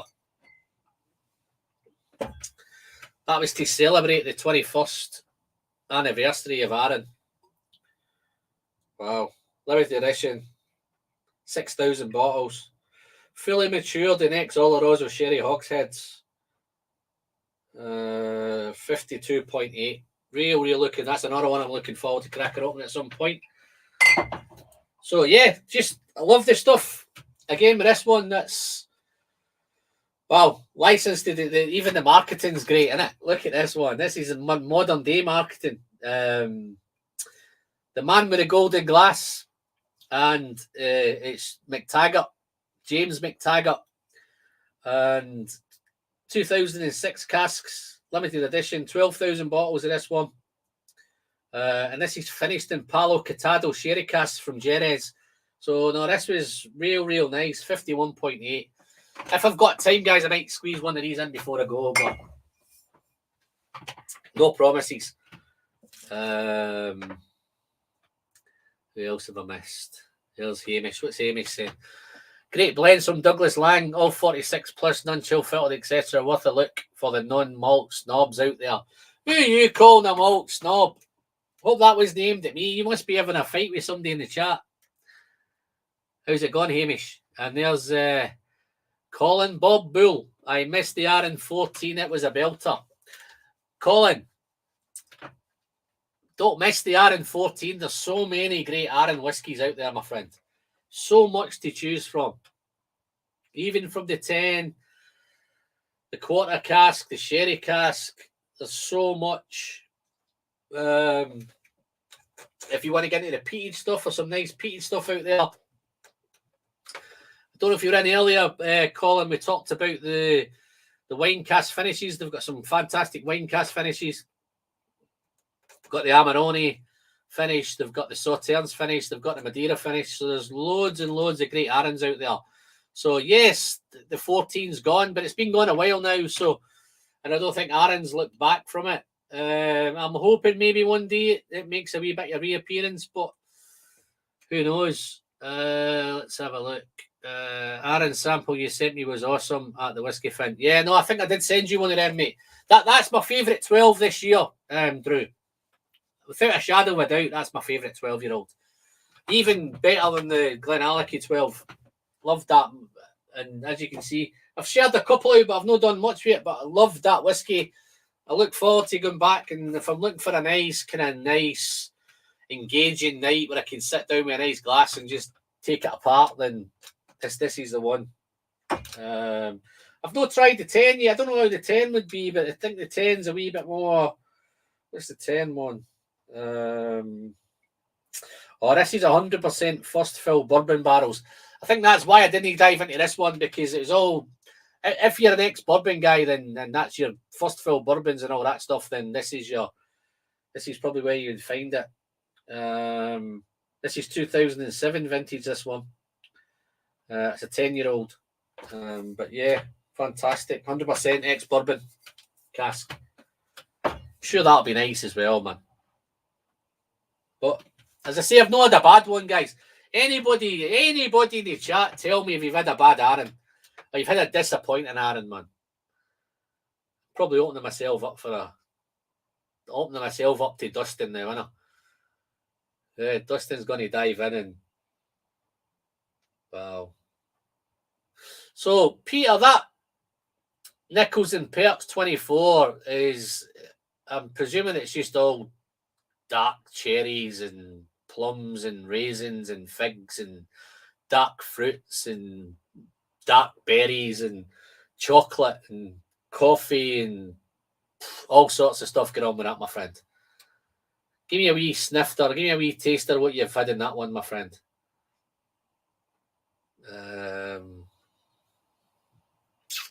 2007, Sandro. That's when I first started buying whiskey. 2007. I'm sure everybody else in here has heard the story. Drop me an email, mate, and I'll catch you. Maybe one night, Sandra might catch me on a different night, and I can go back and tell that story again. Oh, here we go. He's empty, Bodega. My empty Bodega was a big disappointment. Yeah. No, I know exactly where you're coming from, my friend, because mine's is getting close. I might have to order another one at some point. The thing we ordering these guys is you order them and you think, is it going to be as good as that last one I've got? Am I going to be more disappointed because I've had that first Bodega? Is the other one going to live up to this? It cannot live up to the same. I can honestly tell you guys that a lot of the Arrans that are on the Amarone, I must have bought 10 bottles of the Amarone because that's the very first Arran that I engaged with. The Bothy, I've had loads of Bothy. And the new Bothy is just exactly the same as the old one. Bodega is great. I'm looking forward to the 18. The 18, this is the first of this 18 that I've had. The old 18 was great. I'm hoping this is, if it's anything, hopefully it's better. Let's have a look. Where's Peter? Well, Peter was almost in there, wasn't he? Here's a part. I wasn't too impressed with the port finish edition. Okay, I don't think I've tried that port one. Is that's one of the... Yeah, it must be part of that range, I think. Is that the 50% range? But all 50% ABVs. I don't think they do the port anymore. I think it's Sauternes and Madeira and Amarone. I think they might have done a port one. When I was at the distillery, I think there was a port one. Here we go. I'm gonna get excited now. The same was poured as a kid. I kid you not. I couldn't get my nose out the glass. The wives asked me if I was going to eventually taste it. Yeah, wow, we should say sample. Oh, I'm not sure what you mean there. I'm hoping you're saying you want to send me a sample of it, Peter. If that's what you're saying, mate, I'd be. But I'm not going to say no, am I? I'm hoping that's what you're saying. Maybe I'm influencing you now, maybe backing into a corner to send me a sample. But yeah, no, if you've got a spare sample at me, I'd love to try that one. It might help me crack mine open. The only downside if I enjoy that sample that much, then I may end up smashing my own one open. So, which is not a bad thing. Recently finished the Bodega and Glenallachie 12. Not sure which I would put at the top of my list for buying next. Very close call. Yeah, I think if it came down to money, Mark, I think I might be swayed to get the Glenallachie, because I think the Glenallachie's maybe it might be roughly a tenner cheaper, maybe. So I think that's probably where that would be there. Plus, I think you could just drive down and pick one up for the distillery, can't you? So it'd be tough for you not to get the Glenallachie. Saying that, I know shipping's tough to where you are, so I don't know how if Arran ship it or anybody ships you, I don't know how easy it is to get. There's some really nice whiskey shops up there, so I think they'd probably be easy to pick up in the whiskey shop as well. But here we go. Gabe's going to keep me up to speed. They still do the port finish. I think both the port and Amarone finish divide opinions a lot. Yeah, no, I don't think I've had the port one. Definitely a fan of the Amarone. All day long. That was probably my second or third video on YouTube. Might have been the Amarone. I'm sure I reviewed it very, very early on. It was one of my really, really go-to whiskies. I think that's when I was really starting out on whiskey, drinking it, and it blew me away at the distillery. I tried lots and lots of Arrans at the distillery. I managed to talk the guy. Just a quick one, guys. I booked a tour at the Arran distillery, and my wife was a wee bit peeved because it was so quiet in Arran. She thought that once we did the early tour, there'd be nothing to do. So she asked me to ring the distillery and see if I could push the tour back, and we could go out and do a bit in Arran and then go back. And I think she was worried that if we did that 12 o'clock tour, and then we did a whiskey tasting, by the time it was 2 o'clock, I'd be a mess and nothing to do. And so we pushed it back a bit, and best thing I ever done, pushed it back to, I think it was about 2 o'clock, 3 o'clock for a tasting. And I ended up doing a 1-to-1 tasting. Nobody else turned up for that tour. My original tour, I think there was 35 on it. So my God, what a result I got there. So I managed to kind of talk a wee bit and kind of try this and kind of try that and kind of try this. And it was awesome. But the Amarone was one that stood out for me. That sucked my whole saliva out of my mouth. Glenallachie 12 is still available at the distillery. I buy Arran from Amazon. Yeah, no, it's cool. Settles 81, how you doing, buddy? Nice to see you, mate. Where you been? We've only been on for an hour and a half. Glad you've enjoyed this, fella. Just opened the Glencairn 10 tonight. Up there with the Arran 10 for taste and price. Yeah, they're hard to split. I think the difference, if you compare those two together, I think the Arran's probably a wee bit richer, a wee bit more heavier, a wee bit more kind of, I wouldn't say more challenging. I think the Glencairn's a wee bit more brighter and fruitier and a wee bit more citrus, a wee bit more zesty going on. Really, really floral nose. Really, really tough to split. I think for me, it's just the wee bit more body in the Arran 10, a wee bit heavier.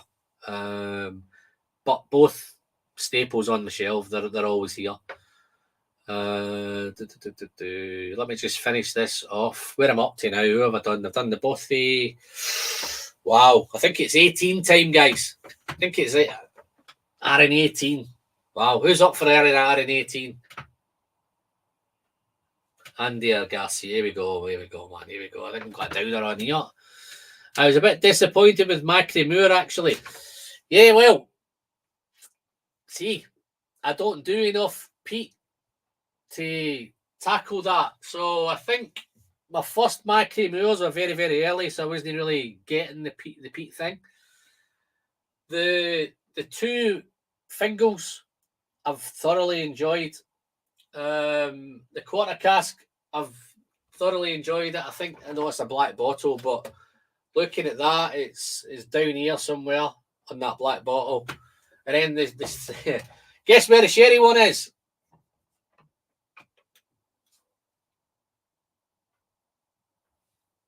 So yeah, I've thoroughly enjoyed these.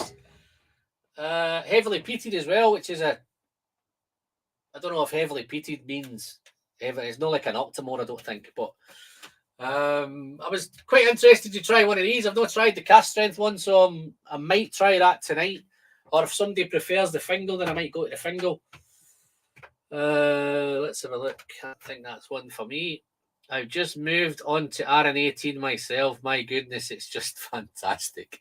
Is that a neck pour, molasses? Have you just opened that, or has it been open for a while? Yeah, David's getting off. How you doing, David? Thank you very much, David, for hanging in for an hour and a half. Up tomorrow. See you tomorrow morning. No. You won't be seeing me tomorrow morning. Them days are gone, David. Getting too old. Can't go the pace anymore. The wife's not having it. Wife's not happy when I stag, especially when I bang on the wrong door, try to get in at night. So, sack that. Yeah. So, David, thank you very much, mate. I'll have a wee sip here. I'll just finish this quarter cask off in your good honour. Thank you for dropping in, mate, as usual. Nice to see you again, pal.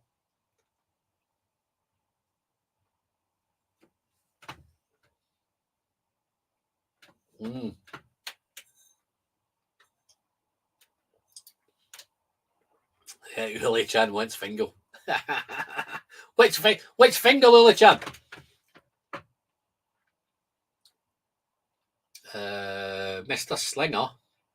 Never tried any peated Arran. Do you want me to send you some? I can send you some if you want. I picked up the Fingal's Cut bourbon cask from Lag. Good stuff, but gutted I never got the sherry cask. Yeah, I think there's the one that I missed out on. I think there's a third one. I think there's a cask strength one. Oh no, that's cask strength. I think there is another Fingal.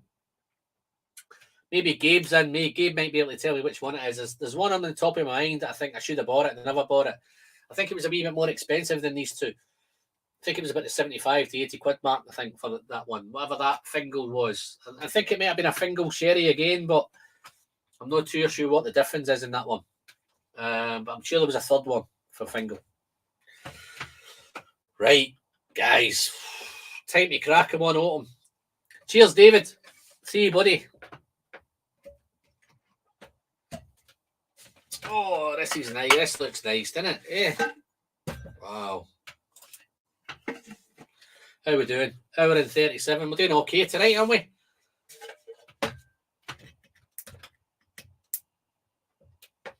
The sherry one. Have you had it, Uli Chan? Have you tried it?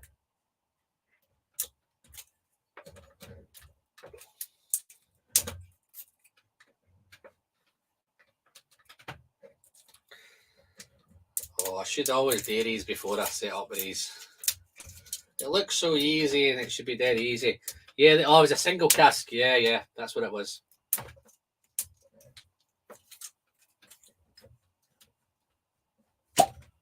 Oh, that was a nice pop there, wasn't it? Let me get that plastic off. Wow, what a fantastic pop that was. Wow, I should write a letter to Arran. This is no easy to open this one. Oh, there it is, man. There it is.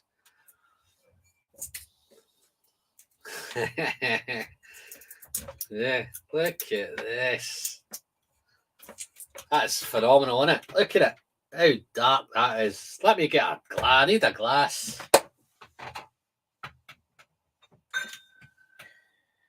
Oh. Let's pop it in an aquavita glass. Eh? That makes sense, doesn't it? Let's have a little sip of water before I dive into this one.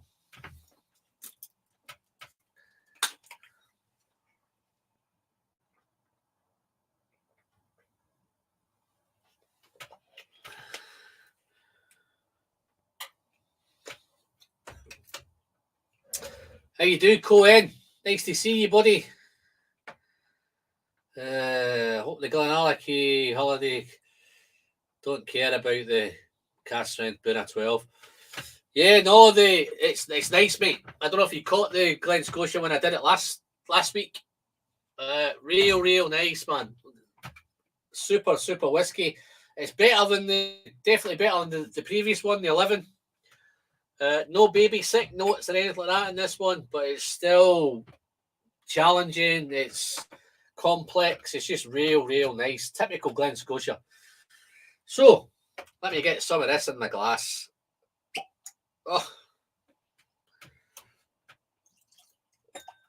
Oh, Mamma mia, that's so dark.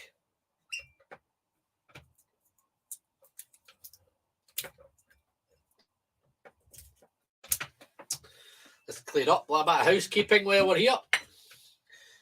Had to buy it from the distillery. Yeah, no, it's a super, super whiskey, mate. It's been a wee while since I had it, to be fair.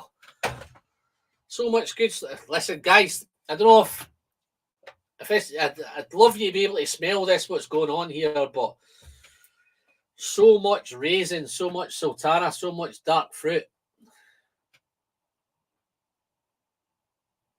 But it is a real nice. It's sherry. Dustin's right. It's not overpowering. Motor oil edition. It's starting to head towards that kind of. I don't think it's a full-on kind of Ben Nevis. I don't think it's a full-on Edredeur, but it's getting really starting to get dirty. Starting to get down that dirty road.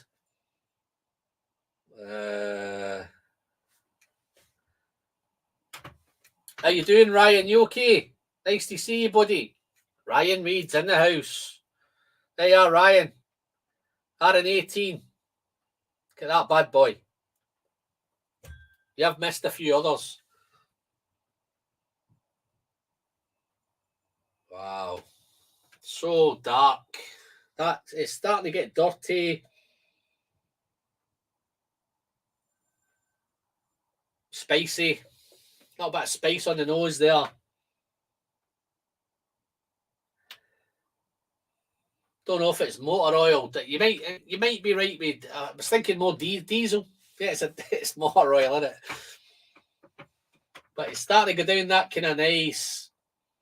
It's heading towards one of those real dirty Edredeurs. Those cast strength, 12 cast strength in the Abisco bottles. Those are real dirty bottles.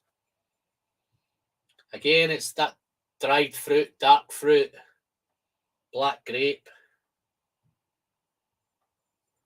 But it's got a real nice, I wouldn't say perfume, but it's once you get past the initial dirtiness, that dunnage, and maybe a bit of dunnage in there as well. Amp. It's a nice balanced nose. But it's so dark fruit, dried fruit. Maybe a little bit. It's definitely raisin and sultana. Maybe some dates. Wow. It just makes I'm just dying to taste it, guys. This might be a quick night because this I don't think this is going to hang around too long. Okay, it is an neck pour, so I'm going to give it a benefit. I'm not going to score or nothing tonight. I will hopefully review this one a wee bit, maybe the next few weeks, maybe before Christmas. Probably review it before Christmas, or maybe just be after Christmas. I'll do a quick review on it. Wow. I can see where was it Peter that said he took that long? Oh, that was the 24-year-old. I can see where Peter's coming from with this. You can just nose it and nose it and nose it. Wow. So on that, a little bit of coffee there, a little bit of mocha maybe. Definitely some dark chocolate as well. So there's lots and lots of stuff going on with this one. So let's, you know where it's going, guys? It's gone down the hatch.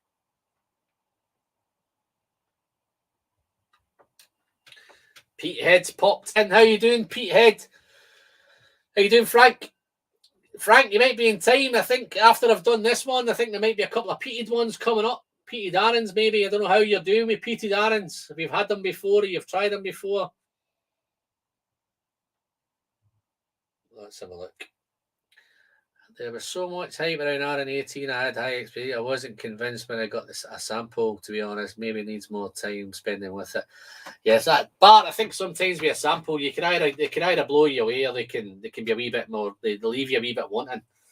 I think that's why when I tend to review samples, I don't tend not to score them because you're not getting enough with them. I think sometimes with samples like maybe this sort of size, it's a decent size sample. That there's three decent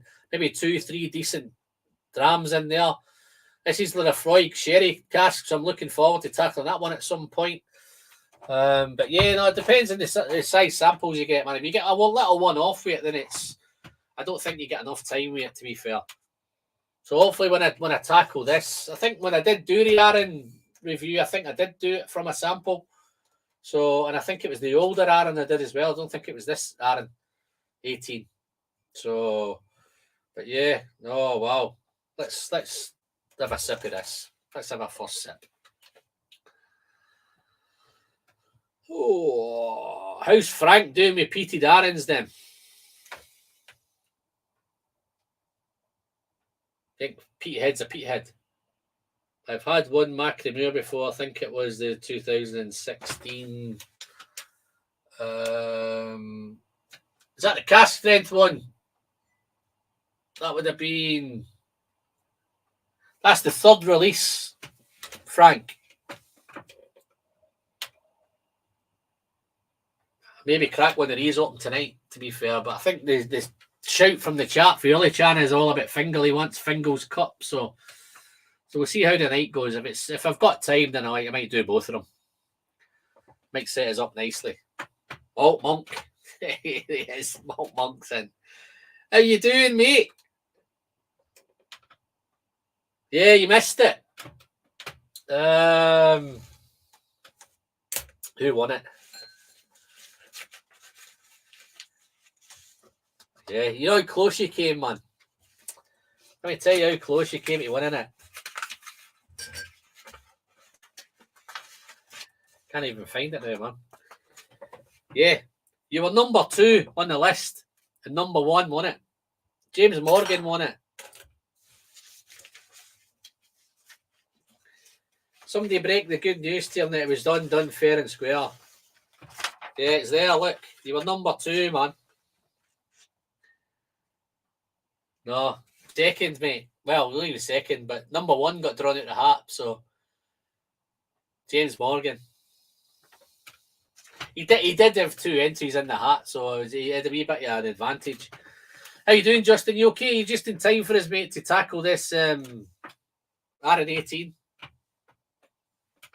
That's a dark motherfucker, isn't it? Motherfuffer.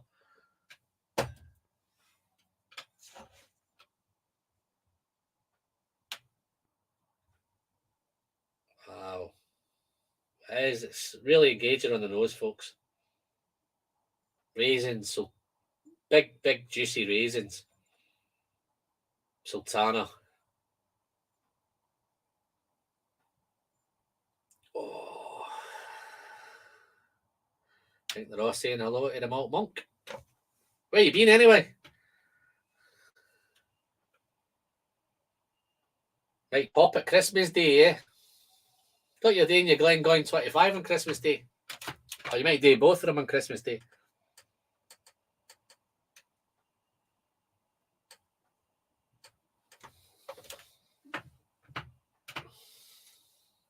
Doing a hatch, guys.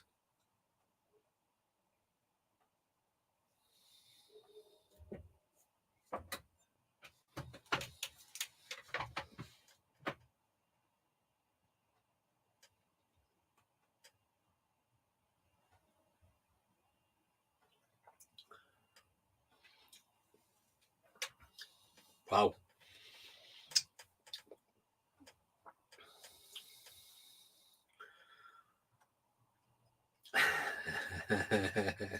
She's got a bigger ass than me as well. I caught a bit of it before I came out. And she was alright. Wow, that's next level, guys. That's your wow, you've got anybody has got 80, 90 quid to spend, and that's a definite no-brainer, that. So much. Yeah, I'm positive. Positive, mate. Yeah. I've got a nice little posterior. Nice and trim. Yeah, it's just my belly that's in the wrong way. Backside's alright, man. Wow, that's so nice, guys. That is I know people can build you up to a hype at 18. Now I'm looking forward to the 21. I might have to go and get myself a 21. But that's just moved on from that's the quarter cask and the Bodega both together. And I know this is only 46% as well, but this is a nice at 46%. It'd be a beast at any higher. If you did this at cask strength, it'd be a beast. Let's have a look. Martin Bean, how you doing, buddy? Good evening, Alan. Can somebody else met about the Glen Highland Park 14, Bowmore 15 route near? They have a nice price here, €50 for 1 litre. Wow. Well, I don't know if somebody else wants to take that one. I don't want to get into a rant about Bowmore and Highland Park, but yeah, what that 50 euros each is that? Is that 2 for 50? Martin, is that 2 for 50 or is it 50 each? I know it's a litre bottle, but you get off. Oh no, Gerhard, cheers, buddy. Thank you very much for popping in. You know you've been here from the beginning, so props to you, my friend. You take care.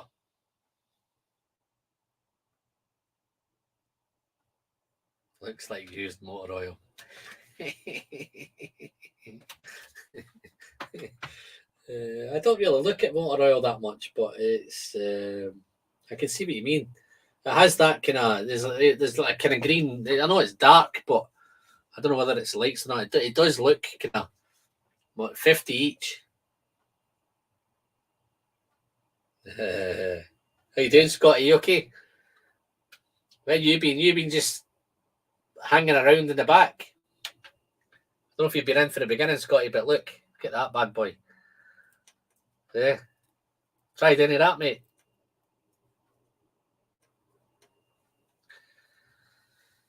Scotty, did you get any tickets for the festival? Are you heading to the festival? What you doing? You going to try and make an appearance or what? It's up your neck of the woods, man. You've got no excuse for not turning up there. Them tickets that I got, man, they were sold out and I don't know how quick. Yeah, he's just looking. You wish? Why do you wish, man? It's in your town, man. You've got plenty of notice. You need to buy some tickets. Nick up to the Bon Accord and pick up some tickets. The 6 of us coming up, so been great to catch up with you there, man. The Highland Park. Oh, Sandro's diving in.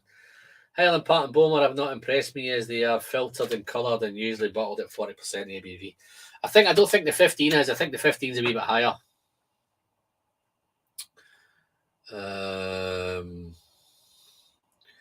Talk to me, Jerry. I hope you got some footage. Yeah, I think they're talking about the Jerry beating up with Robert Licorice. I think it was yesterday, wasn't it? Was it yesterday? Has you got your $60? That's what you want to know, isn't it? You hope you get $60 coming your way, man. Family Cask. How you doing? There's a new name. The Family Cask. I just ordered a second fill cask of Arran from their cask program. Wow, nice. Happy days, man. Second fill cask. Is that sherry cask? Ex-bourbon barrel.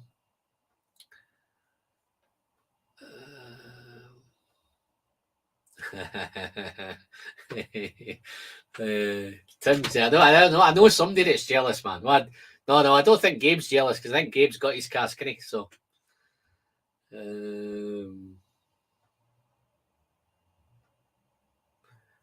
yeah, look, Malt Monk and $60.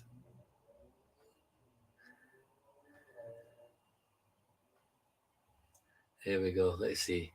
No, Justin did when we had Robert Licorice on Tuesday night. Justin managed to do a bottle swap with him and managed to get a single cask iron route, and he swapped the Kilhoban but Robert was very generous and says, don't swap the Kilchoman, just send a sample to all your guys in the group.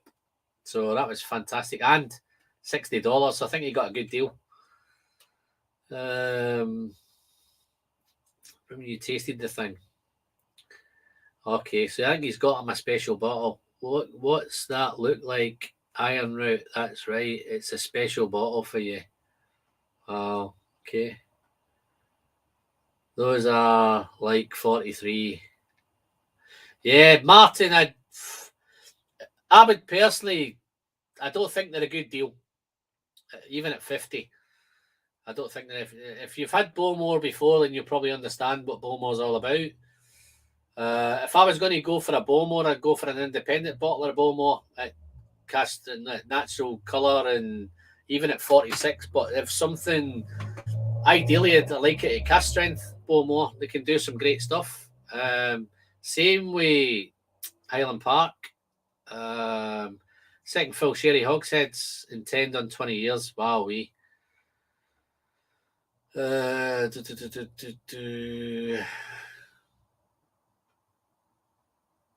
Wow. So they've got that Kilchoman Madeira. So has that Kilchoman got any better, Justin? Have you tried it again since you tried it the other night? Is it as good as you thought it was? But let's get back to this bad boy. This is the more I smell it now, it's what's the whiskey event called at the Whiskey Friend? It's called the Glasgow Whiskey Festival. It's at if you just type Glasgow Whiskey Festival on, it's got their own website. If you're struggling, go to Ticket Scotland or Visit Scotland or whatever it is, you'll be able to find it on there. They've got tickets at the Bon Accord. I don't know what sort of tickets they've got left. Whether it's the first session or the second session, whether it's Saturday or Sunday. It did say you could pop into Bon Accord and pick up some tickets. I don't know if they have been snapped up. It's on the 19th and 20th of February, and it's at Hampden. So it should be a good deal. I like Dialing Part 10 and then 12, but they are kind of simple. I don't think this 14 will be any different, Martin. I think it's just a little bit older, a little bit more expensive. I think there's some good stuff out there. Pick up some Arrans at $50, €50, whatever it is. You could pick up the Sherry Bodega. You could pick it at cast strength. You could pick up that. I think at €50, €60 maybe. That's full cast strength. This is unchill filtered natural colour, and you can pick up the quarter cask, a couple of decent Arrans. So have a look at those guys and see what sort of money they're running at. Whiskey Friend, time for some peat. All I've opened is a Port Charlotte 10, so cheers, nice, that Arran 18. Yeah, so they're ready for the peat. So let me, timing's pretty good. So we're coming up for just 2 hours now. So yeah, we're pretty cool with time. Who's ready for peat?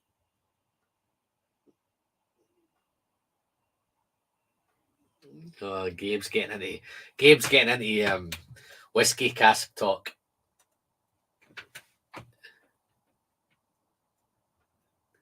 That's gone for 20 years. That'd be nice, man.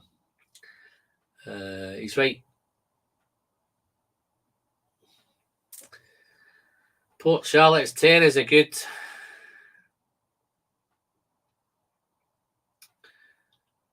What's Slinger saying?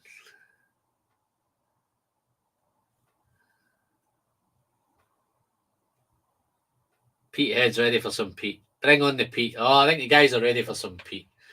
So where do you want me to go first, guys? Do you want me to go to the Fingal? I can do the Fingal sherry cut, sherry cask. Heavily peated Arran malt, sherry cask finish, cask strength. Love it. Fingal.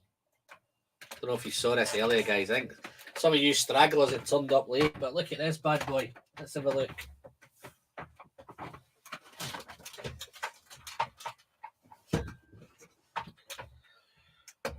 This guy would make you want to drink peat, wouldn't he? Look at that bad boy. There's Fingal. And his wee dog, Bran. I think the Macri Moors were, or these little ones on here. This is Bran, his dog on here. Wow. I'm going to read this, guys, because this needs reading out. I've got my reading glasses on. On the west coast of the Isle of Arran lies a wind-swept and mystical peat bog called Macri Moor. Bronze Age stone circles and standing stones are strewn across its barren, undulating terrain. One of the stone circles is known as Fingal's Cauldron Seat, where sits a stone with a carved hole. The legendary warrior giant Fingal is said to have tethered his favourite dog Bran to this stone. The heavily peated Macri Moor sherry cask finish has been produced at the Longcranza Distillery on the Isle of Arran and is available exclusively from the Lag Distillery at the south end of the island, man. Love that shit. But I'm going to finish this one off and I'll pour a wee Fingal. Raise a glass to Fingal. He says, hey, Gaelic, no Rolex, that's the wrong one, man. Where are we going? I'm all cheers. Alan, tuned in late because the missus had Adele on anyway. What's the peated Arran? How was that? How was Adele? Would you enjoy it? She's got a big ass, isn't she? I enjoyed the cut. Looking forward to seeing how it develops. Have you just opened it? This one's pretty well down, man. This is down here somewhere.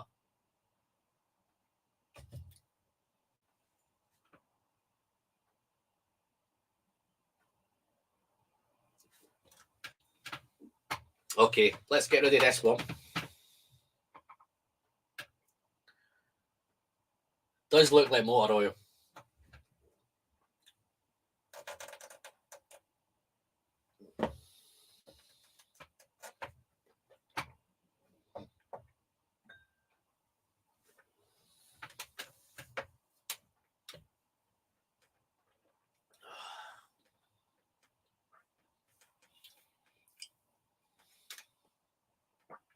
Wow. Just missing what's going on with this bottle.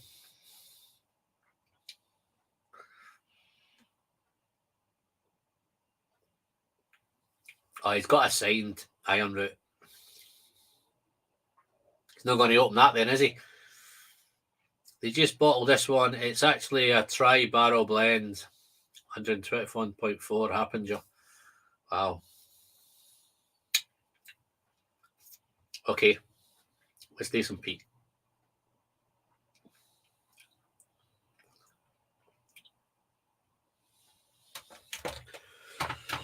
Right. Macri Moor.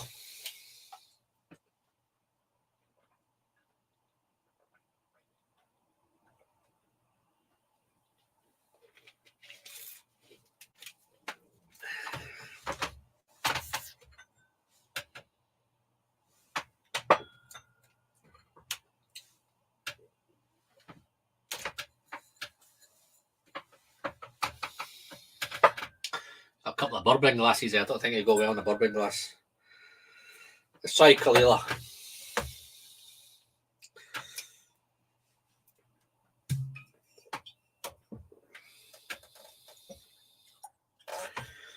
So even that looks nice and dark.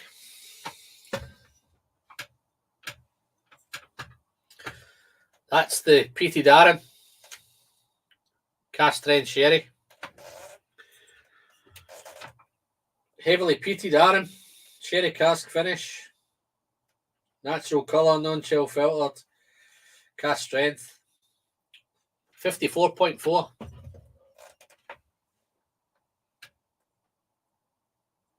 Okay, this is where they start to get a wee bit earthy and veggie and pungent and But the sherry's in there. There's a nice bit of balance with the sherry. Sherry's beautifully integrated into this. When it says heavily peated, I don't pick this up as heavily peated. I don't know what kind of ppms it's got on it, but maybe it's just a heavily peated Arran. Don't think anybody's telling any lies there. Let's see what it says. Yeah, it doesn't tell you anything. Just says that great story on the back of the bottle as well.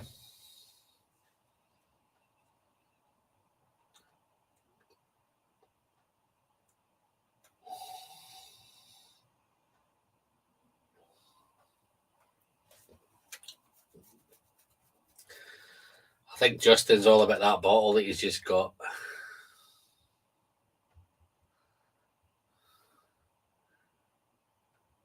Jerry, ship it to me and I'll pass it on to Justin, man.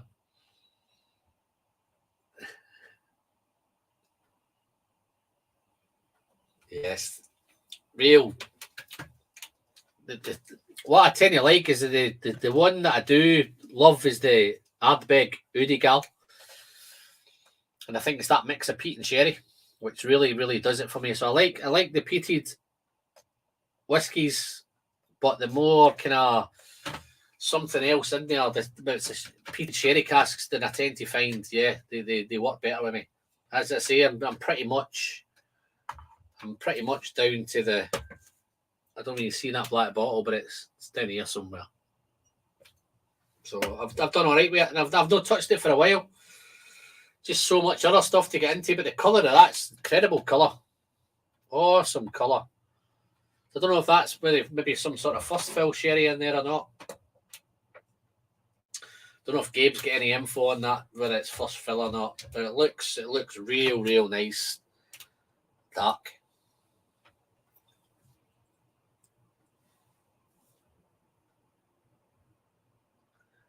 It's not a typical.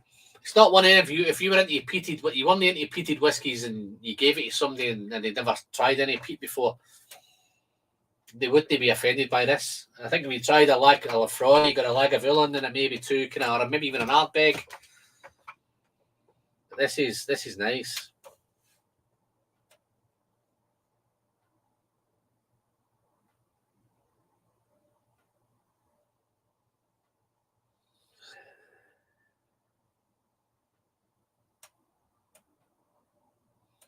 It's non-age statement, Sandro.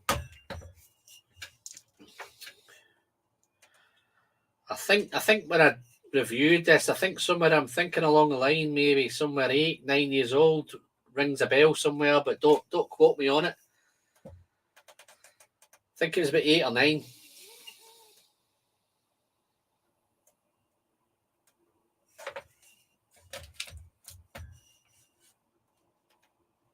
Let's get rid of Adele. Shit, Alan, Adele's been waiting all week for 2 nights. Even grabbed myself a Glen Scotia 12 cast strength after last week's. Looking forward to opening that. Yeah, no. Yes. Aye, Robert's still here. Have you been waiting for the Pete, Robert? Recently posted a bottle of Macromero cast strength. Going down sweet. Need to buy soon. I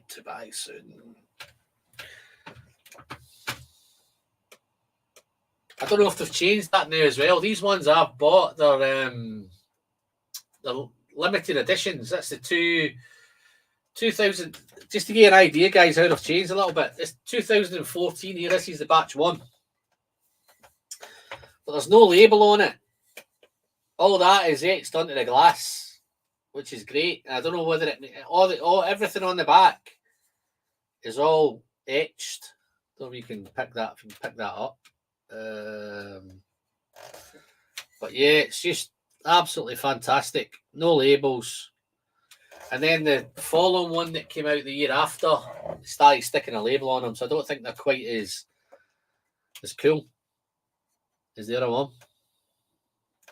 But I love the black bottles. Black bottles are great.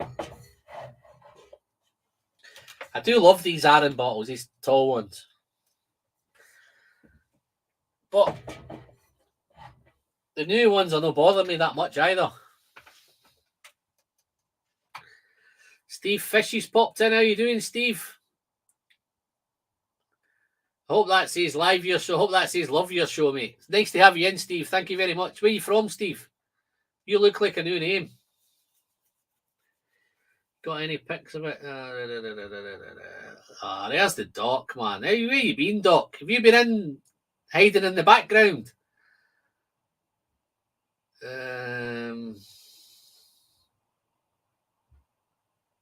Hi, Alan, Frank, Mark, DJ, and all. Did you get tickets for Glasgow, Doc? Tell me you got tickets for Glasgow.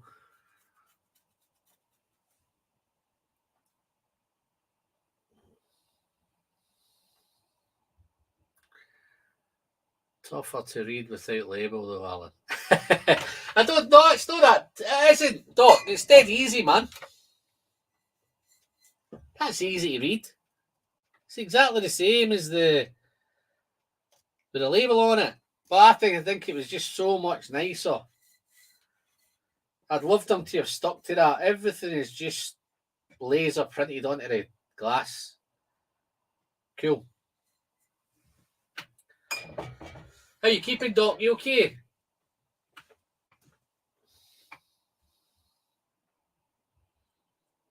you been lingering in the back, or have you just turned up?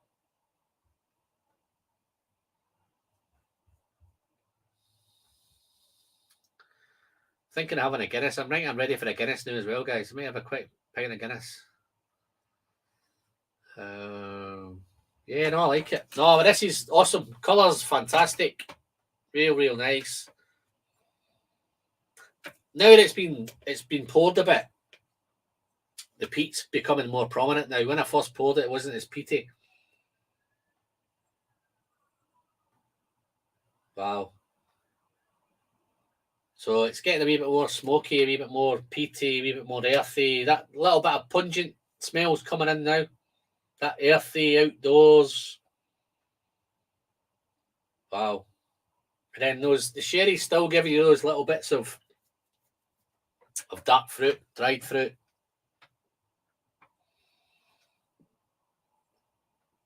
Nothing's fighting me either. It's not too fruity. It's not too peaty. It's just really nicely put together.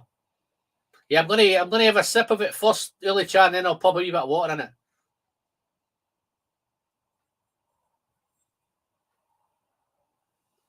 Oh, Doc's not got tickets. Just arrived. No tickets for Glasgow. The Nuremberg Whiskey Show, the Village happens at the same weekend. Oh, right. Okay. Didn't realise they were the same time. Have they always been the same, Doc? Everybody keeps talking about Adele's arse.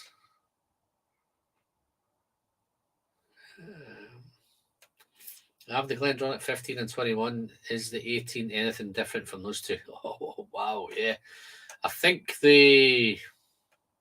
depending who you talk to, Martin, I think some people prefer the 15, some people prefer the 21, some people prefer the 18. I think probably majority, maybe I'd stab a guess, would prefer the 18.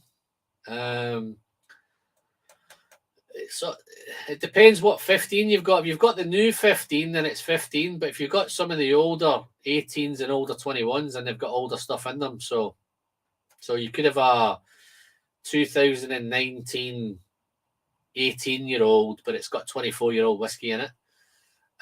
Maybe a 2019 21-year-old might have 24, 25, 26-year-old whiskey in it. So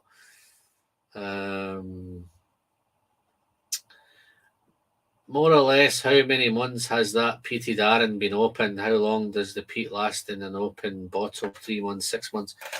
No, I'd say this has probably been open. I'd probably say a year now, Sandro. So I've had it a year. Don't get me wrong, I don't have a thing with open bottles. I don't think it deteriorates anyway unless it's been lying for years, but they never last that long.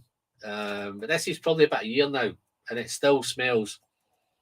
It's just getting more peaty and more spicy.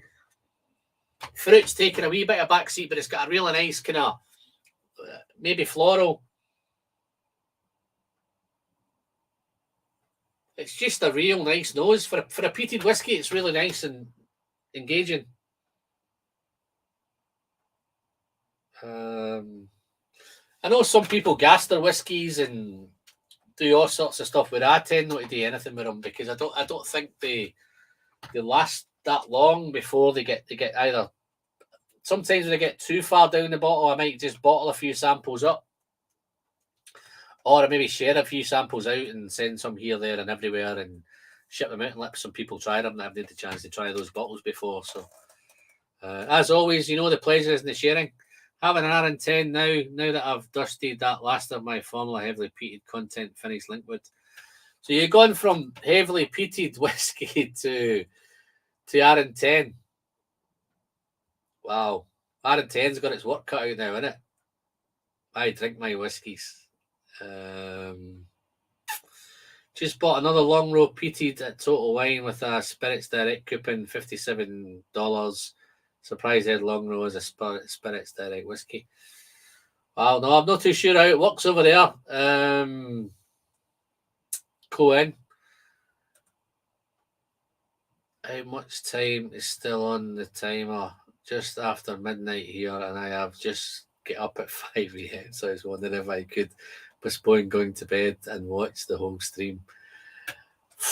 I reckon my plan, Rob, was to finish about 3 hours. So I reckon I've probably got I've got 2 drams left. So it depends how far, maybe 3 drams. I might finish with the Palacatado 12. So that's probably my plan. So I'm going to try and maybe certainly finish this one or have a taste of it. Whether I finish it or not, I don't know. And I might crack open the Cask Strength Macrimore to see what I really just freshly opened. What is this, man? What has he got here? Yes, sitting only. Just got back, went over to hang out with Eric Maltmuser, having a new side-by-side old Arran 18 and new Arran 21. Nice. Did you normally do a Sunday night, Tim? Didn't know Eric was going on tonight. 60 Hertz, man. Eric must have finished because I think 60 Hertz is an Eric, man. My experience is that peated malts are good for at least a year, provided the full level is above a third. If less, just put the rest in a smaller bottle. Yeah, what I tend to do, Doc, is if it gets too low, mate, I just kind of sample them up and put them in smaller bottles and get rid of them. And it helps me just get rid of some of the bottles, to be fair. What else was I going? Doc's got all the good advice, man. Listen to the Doc. Doc, just a quick one. I put some moderators on. I don't know if it's shown up if you're a moderator. I did a few, but I'm not watching it in you. I'm watching it in StreamYard at the minute, so I don't know. It doesn't tell me in StreamYard if the moderators are not or not. I put 4 or 5 moderators on, so not that I've ever needed them before, but I think somebody told me I should have them. So good day, Alan, the whiskey friend. The standard Macrimore should be less peaty than the Fingles. Yeah, no, I know. I used to have a full range of just the normal Macrimores. I think there was 7 of them came out, so I did have all 7 of them. But I shipped them all off to auction at one point. At the speed you pull them down the hatch, it's finished real fast. No, I'm taking my time with this, man. I poured this a while ago. What I wanted to do, I just wanted it to open up a little bit, and rather than just pour it and down it. And yeah, no, this is getting a little bit. It's nice. I like it with the sherry in it. Cheers, Doc. Doesn't tell me on here whether it is or not, but I'm watching it in StreamYard and I'm not watching it on YouTube.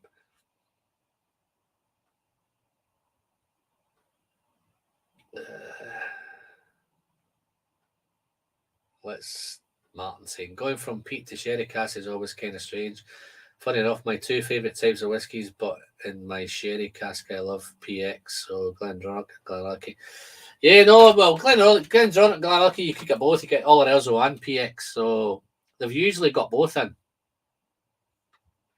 I think the older 15, Martin, was fully Oloroso. I think the new 15 is PX and Oloroso. And I think the 12 is PX. What is he saying, man? As a moderator, I already released some posts here that included some nasty words. All right, Doc, nice one. I must have missed them, mate. Let's have a look.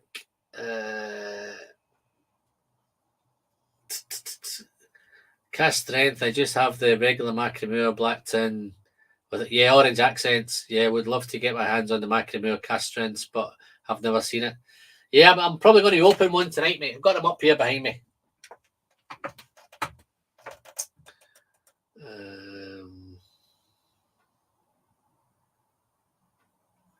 Oh no, mate, these molasses. I ran out of Arran, so I switched to a Signity cast strength Strathmill. That should be sufficient to finish me off for a night. No peat, Mike. Let's have a sip of this. Oh, there's Emily. Emily, where have you been? I've been waiting for somebody to come in. Normally, I don't mention anything about likes on this stream. I keep forgetting about them. It's only when somebody comes in and tells everybody to hit those. Like, many likes have I got, Emily? Yeah, goofballs are team and can help with links of stuff. Great to have more hands on deck. Yeah, how many likes have I got, Emily? Have I got enough? Should I have more?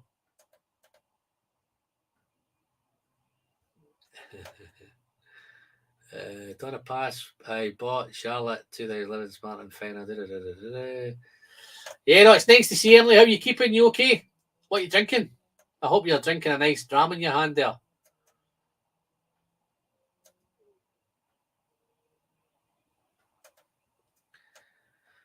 Hit likes, you goofballs and team. Can't help with the links and stuff. Great to have more hands on deck. Yeah, no, nice to have you around, Emily. How are you keeping? You okay?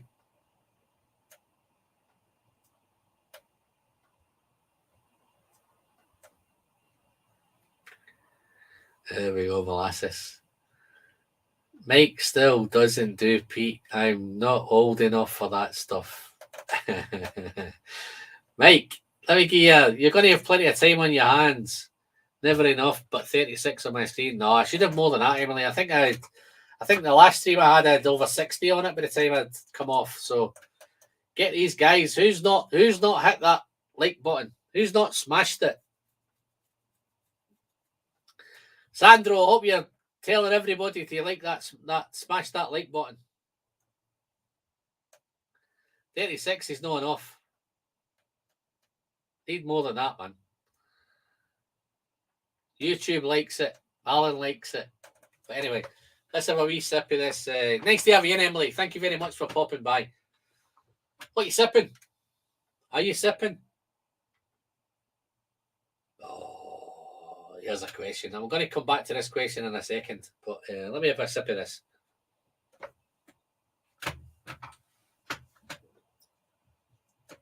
Love the colour of this. Let's have a sip of water before I tackle this.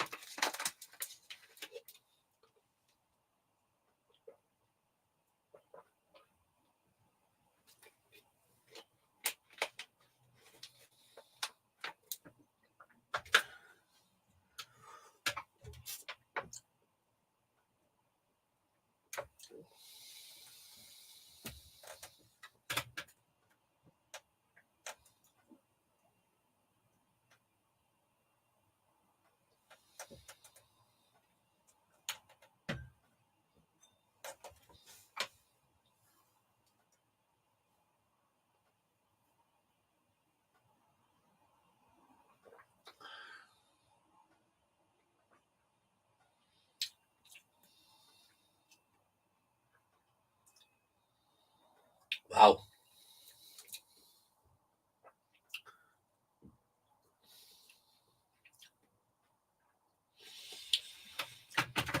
That's interesting. It's smoky. It's more smoky on the palate, but it's spicy. It has that. It's oily. I would never, if I did this blind, right, I would never know it was an Arran. And I'm trying to think of some of the other peated whiskies that I've enjoyed, like the Ardbegs and Lafroigs. This is not like an Islay whiskey. I think it is like an Arran whiskey, but it's oily. It's lovely textured. It's smoky. The fruit's there. A little bit of fruit in the background. Currants, raisins. Wow. Nice.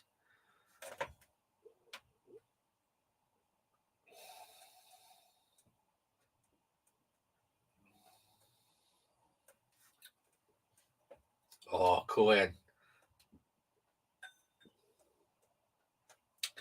Got a Kilkenny all around 56.9 admission with a coupon. I thought all of it was gone earlier this year. Cohen, have you opened that yet? If you've not opened it, take it back. Because it's a different Kilkenny. It's so much sulphur. I actually thought after the time, I thought after a time in the bottle, the sulphur would go, but it's not. I had a wee sniff of it today, and it's still full of sulphur. If sulphur doesn't bother you that much, then you'll be okay. Illy Chan's bang on. Arran are doing just fine. I think they're doing better than just fine. I think for a young distillery in 1995, I think maybe it's still young. I think there's older stuff has been going on in Arran. I think the smuggling days and all that, and that must have been a great place to live. Back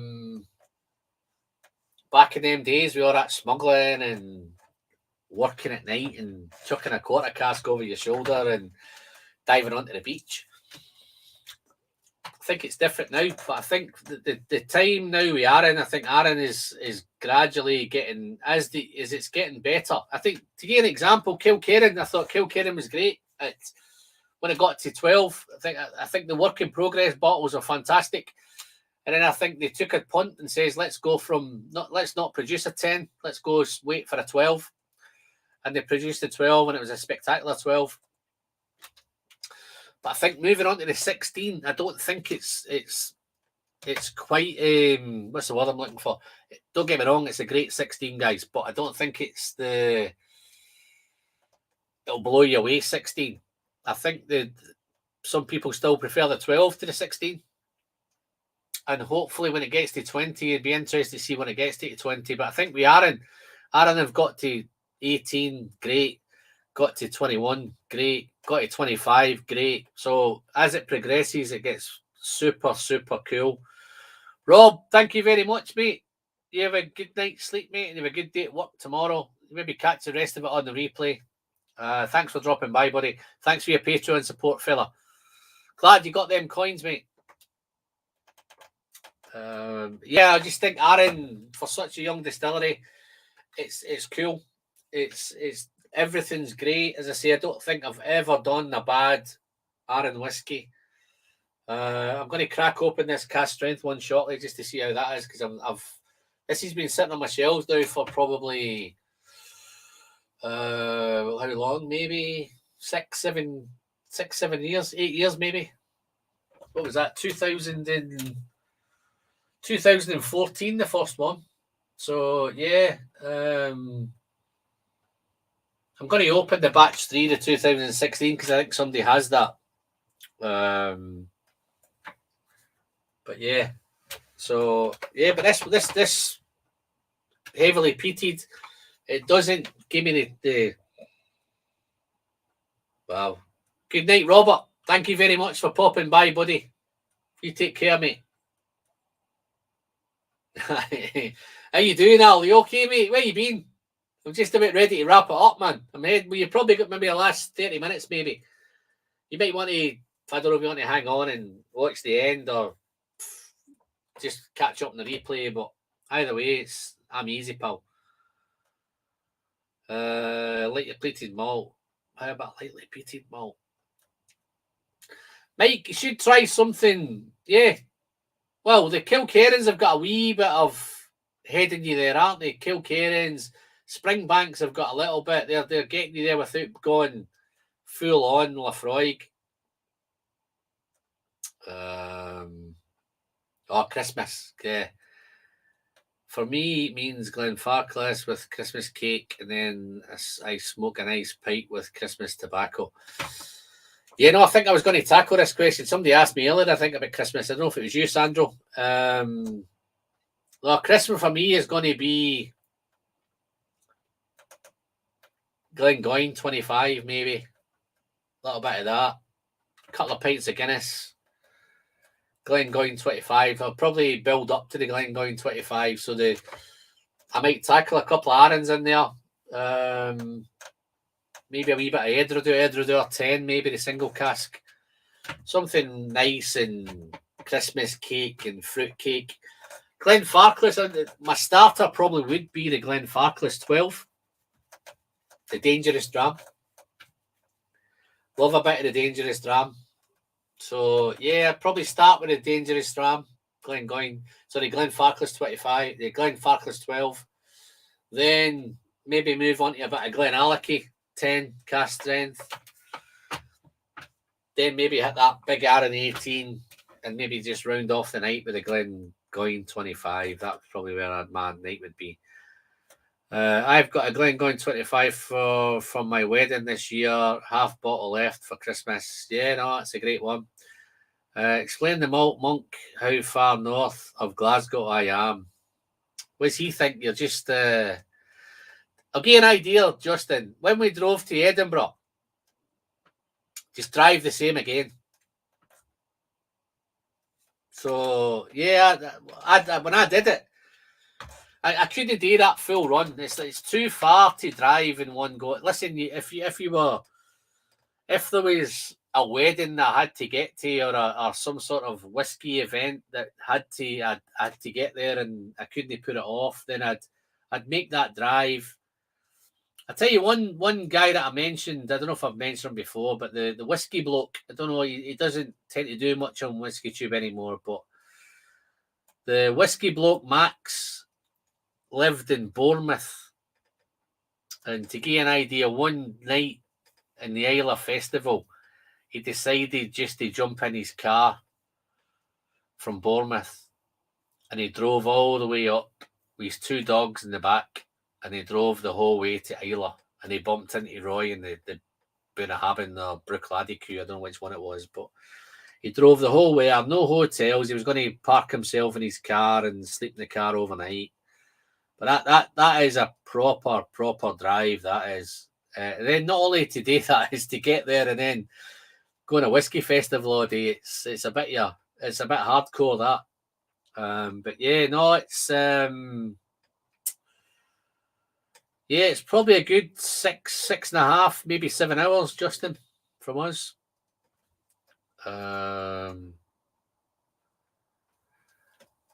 I didn't know it was super sulphury. I can sell the Kilkerran 8 for over 200 or more here. Yeah, no, if you don't like sulphur, mate, this is full of sulphur. That new Kilkerran, that's why there's no a rave about this one, because it's super sulphury. Some people like that. Most are not. I don't think nobody's come out and said, "Oh, it's awesome." If you've got a chance to sell that, mate, I just sell it on. Take it back, do whatever you can do with it. It's not the best Kilkerran, to be honest, and it's hard for me to say that. I'll stay to the end and watch on the replay. Super, well done, Al. Thank you very much, mate. Only had the Edredor 10, but it was a great. Yeah, if it's the Well, there's 2 10s. You've got the Edredale Core Range 10.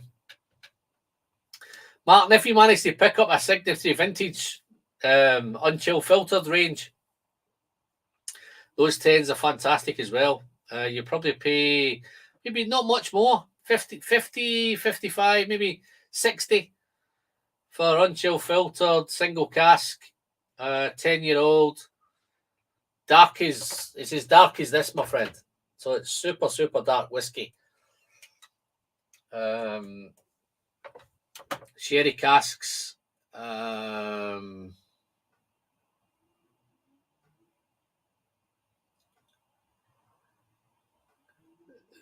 Mark, how far did he think your travel was? Did he think it was near that far? Oh. Molasses, got it. You should try a Lagavulin 12 cash strength next. Doc, that's you said that I'm straight into the deep end, my friend. I hope you've built him up to something maybe before that. Oh, you're not just going straight in with that cast strength. You may as well go for the Lafroig 10 cast strength, man. That's a beastie of whiskey, guys. If you're a peathead, then that is peathead heaven, that. Bear in mind, Wick, home of Old Pulteney, is over 2 hours north of Inverness. Yeah, no, it's awesome, isn't it? Nobody thinks, and I think the best way of explaining it is when you think of England in size, Scotland is just as big. It's just less populated. So I think that Bournemouth, I'd hate to think that. I don't know if somebody can Google Bournemouth to Islay and see how many miles that is.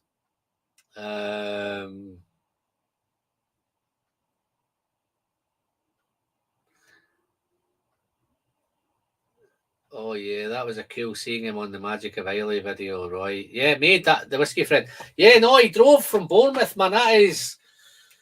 I'm trying to think. Bournemouth from here to Bournemouth for me is probably speeding, probably 4 or 5 hours, and then to drive from here to Scotland is probably another 4 or 5 hours, and then jump on a ferry and rock up in Islay, and then do the whiskey festival. Awesome, man. 600 miles, man. So, what that out, guys, in time. Lafroig gas 10 is not recommended for you. No, that's a beast, man. 500 miles like the Proclaimer's song plus VAT. Yeah, you're right there, mate. Well done, Hamish. Thank you very much. No, that was awesome, man. For him to rock up on that video was just incredible. And that's where I think I saw it, to be fair. But that's a trek. 600 miles through the night. And then it's getting to his first 300 or 400, maybe quite quick, because it's M6, I think, M1, M6, up that kind of way, and you could whiz through that quite quick. Once he starts hitting kind of the north of England and heading through into Scotland, it gets a wee bit slower. But yeah, no, I don't know how long it took him, but that was a trek. Well done, Max. Don't know where you are, man. Good to have, be great to have you back, fella, but I haven't seen him for a while. Right, okay. We're coming up for the 2:39. I'm going to try and cut this at 3 hours, guys. So I've another wee sip of this Macadamia, this Fingles. Oh, did I put water in it? Let me put a wee bit more water. I'm going to put some water in this.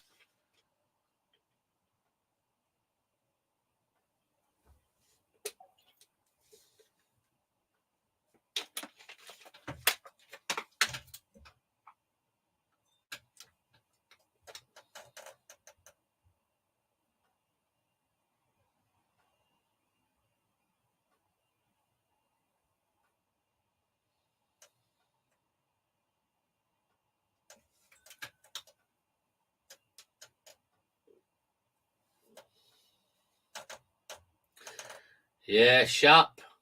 Wow. That's the fastest part of the motorway, man. It's sharp. That's the fast part of the motorway, that, man.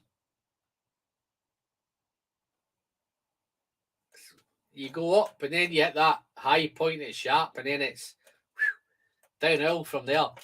I remember it because I did a trip myself. I was going to a football match. I was going to a Rangers and Celtic game, and I was travelling up on the Saturday night. I think, well, Friday night. I think I left Manchester on the Friday at 10:20. I was in Glasgow for 12:20. So that'll give you an idea how fast I was speeding. I got a new car that weekend and I wanted to try it out. So that's the fastest I've ever done it. Done it at 10 o'clock at night and I was there for just after 12. So 12:20. Fantastic. Yeah, and I always find that wee bit of Sharp because I think Sharp's one of the highest points, I think. And then from there it's downhill.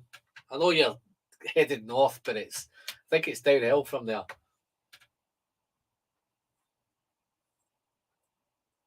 Wow. The water makes it a wee bit. It's not. I don't think it's changed it much on the nose, to be fair. A little bit of spices come out now, a wee bit more spice on the nose.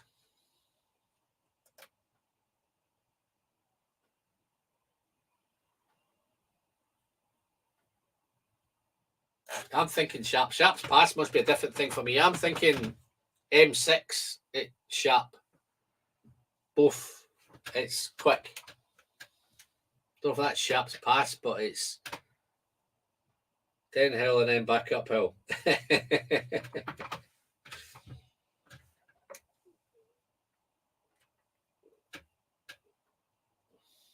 This Fingal is nice, Uli Chan. Do you rate it? Is it a rated, heavily peated whiskey?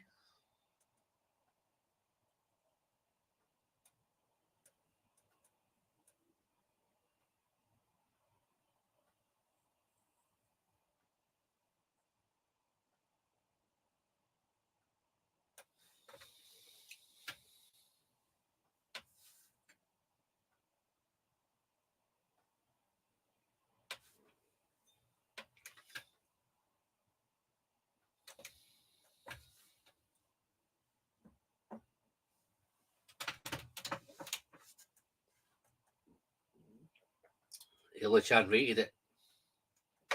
Yeah, I think it's nice. It's with water there now. It's a wee bit spicier. A wee bit more spice comes out.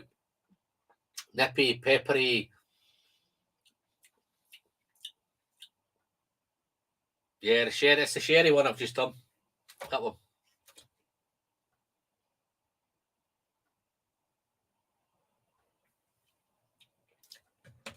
Nice.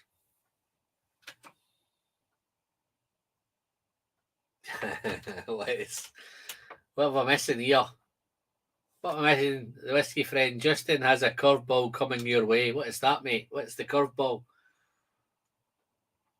Doc, it's always a pleasure to have you in, my friend. Thank you very much, buddy.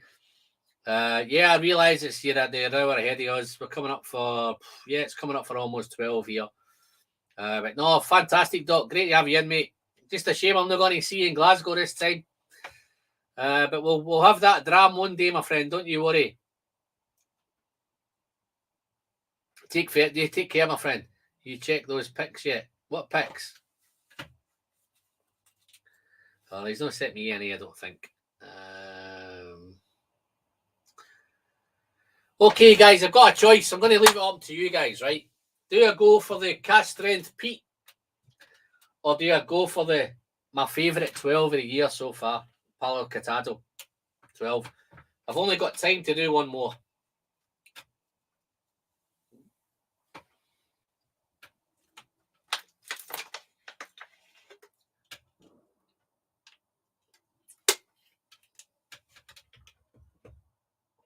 Just dive in the chat and let me know.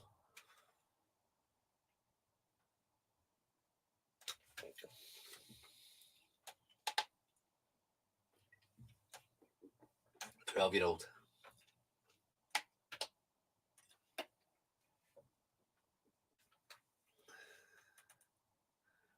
I don't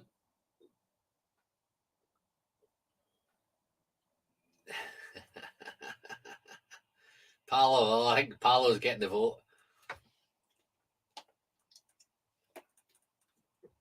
Cheers, Doc. Cheers, buddy.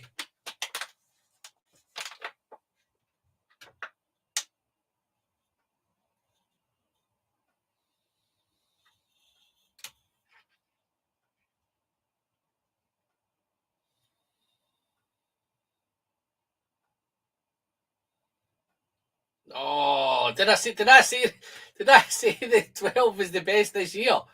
I thought the Glasgow Castro 12 was the best this year, was the 12 favourite. I never said that, man. Listen, it's nice. 12-year-old since it's opened. Yeah. No, that Glasgow 12 is nice, right? Is it the best so far this year? Oh, I don't know. That's a tough call, man. It's probably one of the most expensive 12s I've bought this year, but I think it's worth the money. And I think even the 11-year, the difference last year, 11-year-old was 55. This year it was 75. So it was a big jump, £20 jump from 11 to 12. But I think the 12 is better than what the 11 was. No worries, Mark. I'm just about to pour some Palo Cortado, mate. It's just a shame you're going to miss it, but happy days. You take care, mate. I'll catch up with you. Do you want me to send you some peated Arran, mate? Let me know if you want me to send it. Then 10 at 12 is good. Mr. Slinger's having an early night, man. What's up with you tonight, mate? You must have a date in the morning or something. Have you got a date? My final dram of the night is a bespoke Arran made out of 18, the Palo Cortado 12, and a 7-year-old peated sherry. Wow. Gabe, the master blender. Wow, yeah, last one tonight, guys. I'm going to call it a night after this one. So I'm looking, but this is a good way to end the night, man. Let's see if I've got any glasses left. Let's have a look. Oh, I've got another Aquaviti one. So. Oh, I love it. I'm going to make it a decent one.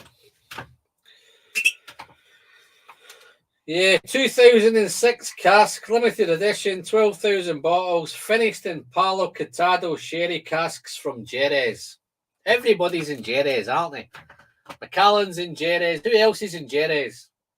I'm sure there's somebody else in Jerez. 51.8% cask strength again. What's this one saying? This is to celebrate James McTaggart's 12 years at the helm of Arran Distillery, which is awesome. Tell us about the 12. Yes. Selection of Palo Cortado sherry casks, hand-picked in Spain by James, and the delightful and warming dimension to another memorable and classic expression from Arran. I'm pretty sure this is, it's ex-bourbon. A little bit, Palo Cortado's in there. Let me just gear a nose in this, guys. The whole packaging's great. That's fantastic. This is second one. There's also a 10, which is that one. And this is to celebrate his 10-year anniversary, Arran, master distiller. This is 2007 vintage. This is 100% first fill ex-bourbon barrels. Cool. Packaging's fantastic. This is the Master of Distilling 2. Look at that. McTaggart. James McTaggart. The man with the golden glass. And it was single malt whiskey. We know that. Licensed to distill. Love it. Love it. Cask strength, 51.8% ABV. All the usual, non-chill filtered, natural colour. Super.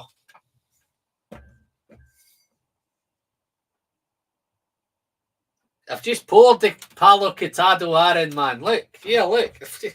Oh, that's the wrong one. Just poured it.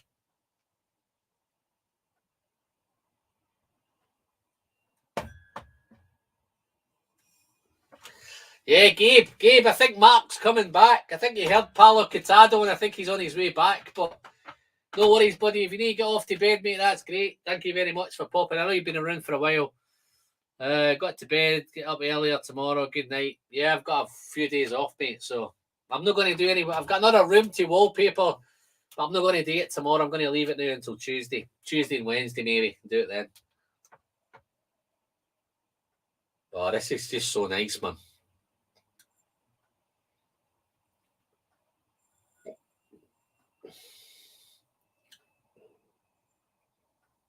It's got that kind of spicy wood, spicy oak, but at the same time it's floral and real nice. That kind of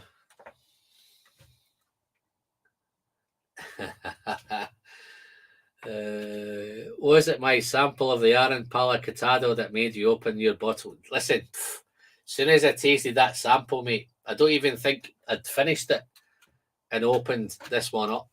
But no, it was that sat on my shelf. Honestly, I must have had that on the shelf for 2 years. Never tasted it, never done anything with it. Just sat there, looked great on the shelf. I was almost tempted because of the 12. I was always tempted to open the 10 as well, but when I saw it was 100% ex-bourbon barrels, and it kind of put me off a wee bit. But the Palo Cortado, man, I love you've sent me the Deanston Palo Cortado, I think.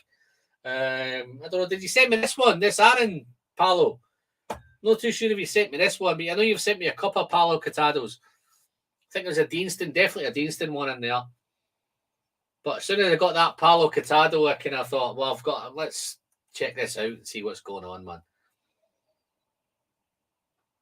But yeah, no, you're right, mate. Love this. Still love it. It's fruity as well. It's, again, there's a wee bit of melon, real white fruits, pears, apples. But again, it's got that little funky note. There's definitely a little funky note. You don't get much funk from Arran, but I think as they get older, I think the 18 is a little bit of funky note going on, a little bit of dunnage, a little bit of damp, a little bit of earthy.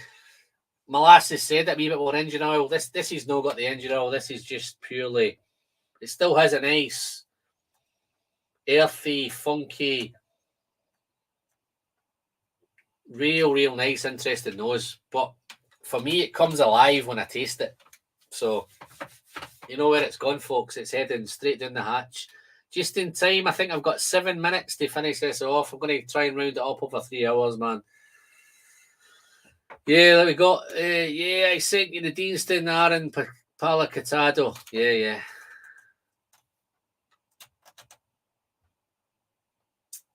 I love Ralphie, his reviews, but I will check myself. I'm only into whiskey for a short 4 years. I don't taste all the fruit and stuff to be. It'll come, Martin. Don't worry. Take your time. It'll come. Sit with it. Spend some time with it. It'll happen. I don't get all of it all the time either. I'm just kind of, sometimes I'm winging it here and there and everywhere, but I need to finish my beer. Haha. Okay. You're not going to pick up all them fruits and apples and pears and all that when you're drinking beers with it. Oh, the only Chan wants me to add more water again. I've not even sipped it yet, man. Let me have a quick sip and then I'll add some water. But yeah, no, this is awesome.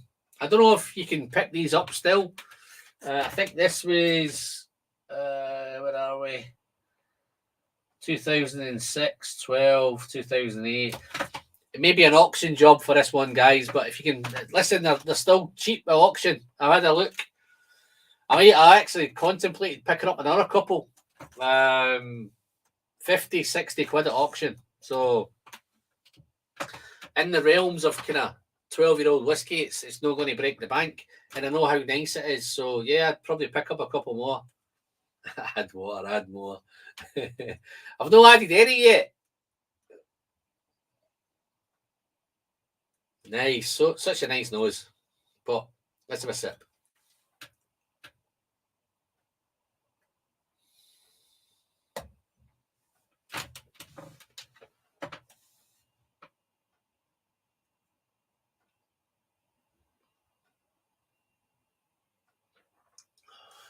Wow.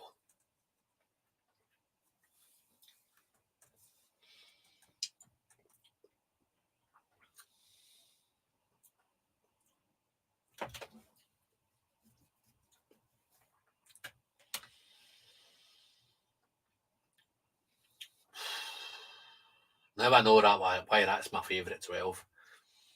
That just gives and gives and gives. It's spicy, it's powerful, it's intense, it's 51.8. Spicy, fruity, a little bit of vanilla, a little bit of toffee. Oh, there's all sorts going on, man.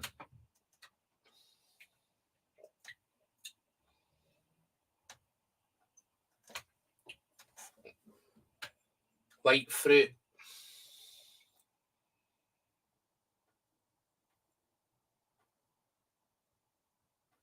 Andrew Wall, where you been, mate? Have you been hanging around in the background? Nice to see you in, buddy. That dry sherry cask must be very complex.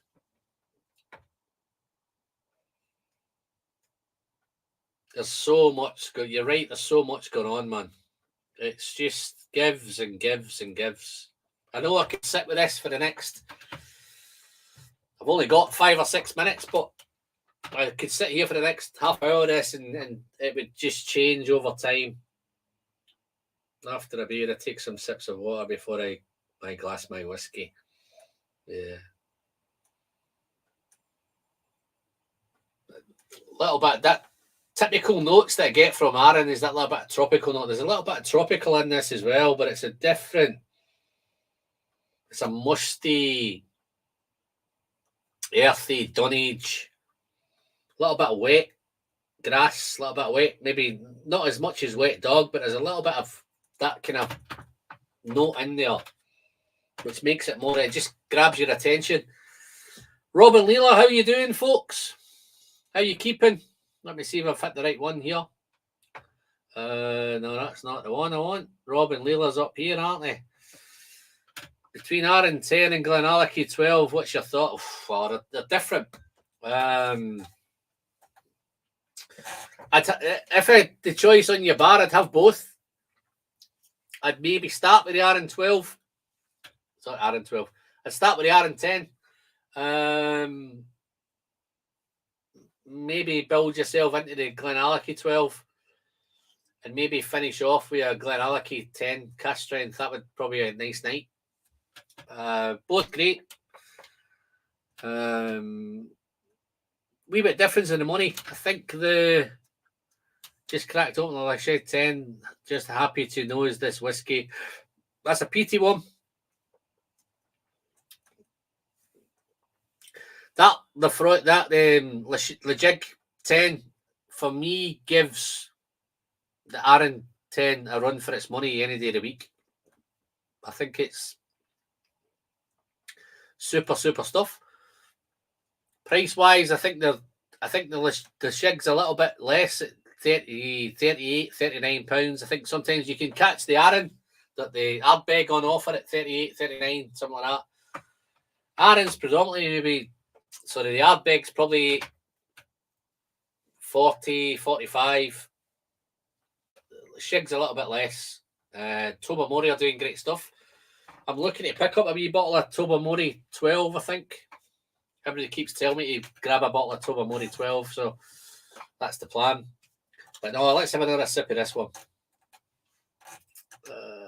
Let's have a look. I've just finished some Arran 14. There's lots of tropical in Arran whiskies. For me, it's the most the brand characteristic is tropical. Coconut, melon, pineapple, apples, pears, all that real kind of fruity stuff. The cereal, I've not picked up much cereal today. The only one that gave me a wee bit of cereal tonight is probably the quarter cask, the Bothy.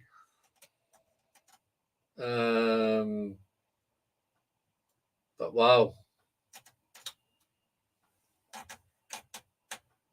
So I've just hit the 3 hours, guys. So I'm just going to have a quick sip of this. I'm going to pop some water in it, and I'm going to get off tonight.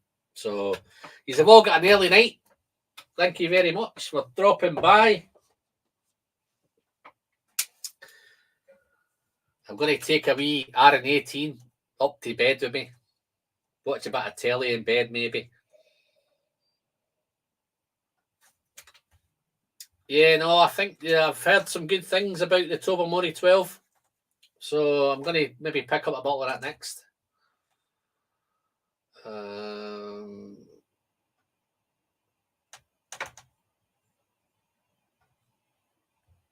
Let's catch up in the chat. Whiskey can often be like owning a boat. The only thing that's better than owning a boat is having a friend who owns a boat.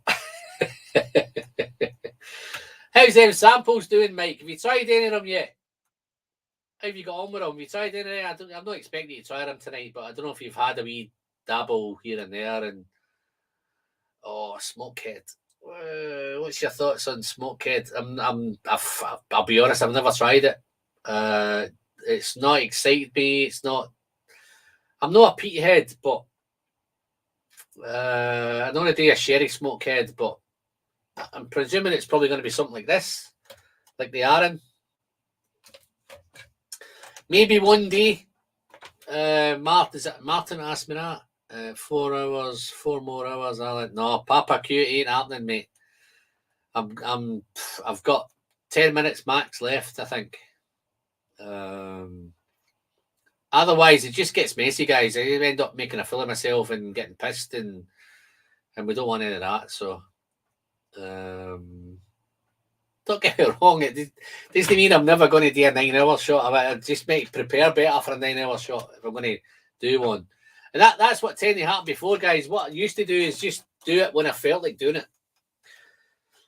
So rather than send you some advance notice that I'm going to do one on Sunday, then I usually just drop one out on Sunday afternoon that I'm going to go live tonight. And that's when I really felt in the mood and I could go 9 hours. So that may come up from time to time, but I'm going to try and do it a wee bit more kind of thorough. I'm going to try and maybe do an Arran night or a Glenallachie night or a Glenfarclas night or a whatever night it's going to be.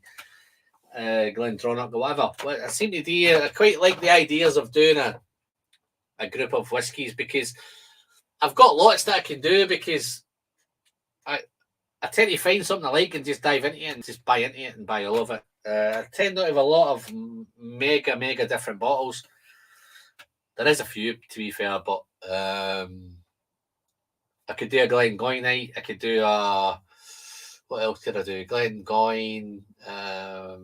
Let's do maybe a Talisker night. Or what would you want to see next, guys? What kind of night do you fancy? What would you like to see me do?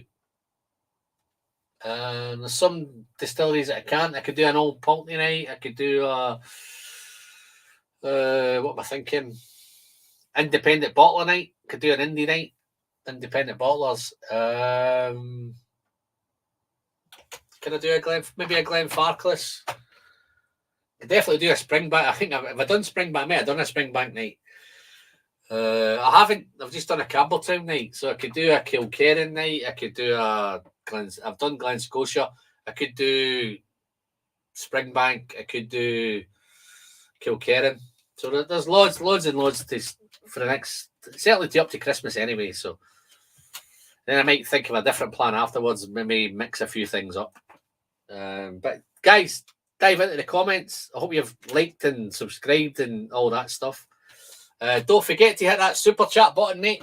Super chat buttons helping towards the postage and all that stuff.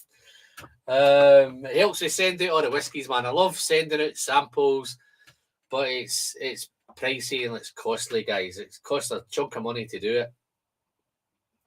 Luckily enough, I've got loads of guys locally I can swap loads of stuff, but The guys further afield, it's tough. Germany, France, New Zealand, Canada, America. It's a tough job, man. So, other than that, I think I'm going to have a wee sip of this, and then I'm going to get myself off.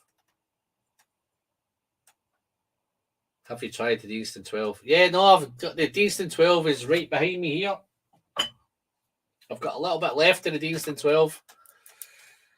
Deanston is great. I think it's one of them. I know a lot of people rave about it, but it doesn't light me up like Arran does. Don't get me wrong. Mr. Slinger sent me a Palo Catado, which was awesome.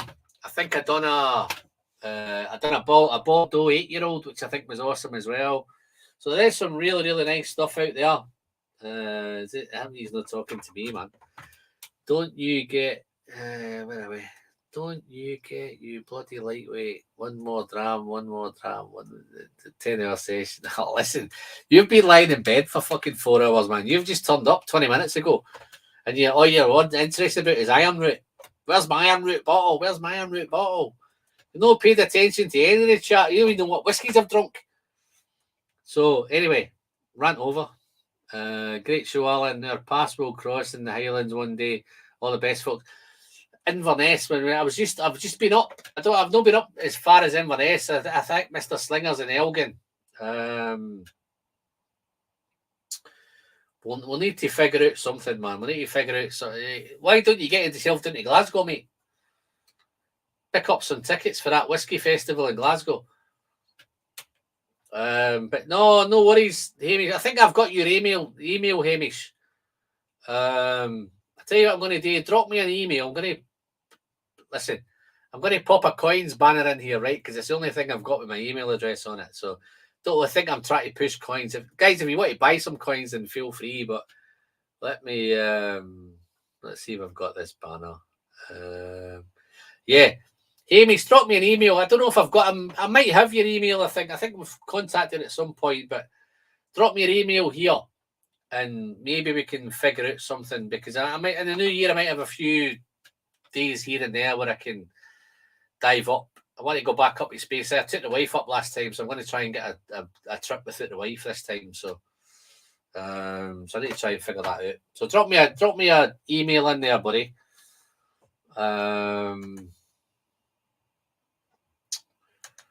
I think everybody's going on each other.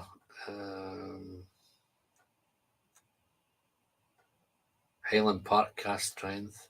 My nightcap, Ben Romack single cast, 57 points. Oh, yeah, nice.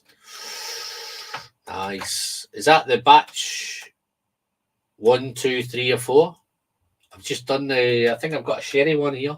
Batch 1, I think it is. Blend night. Ha. Ben Romack single cask. I think Al, thanks for your time, chat. Really enjoy the content.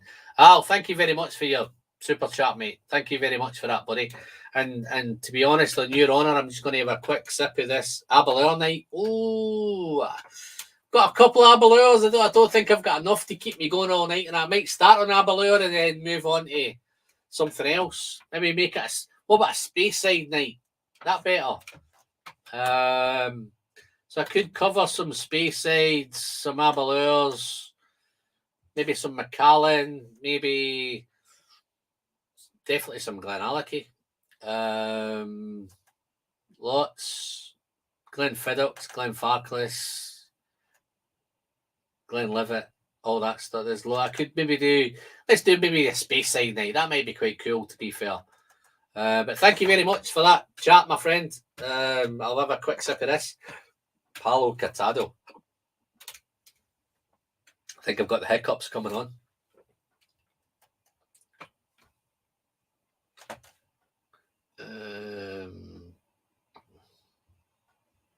Go to bed, Glenburgie country.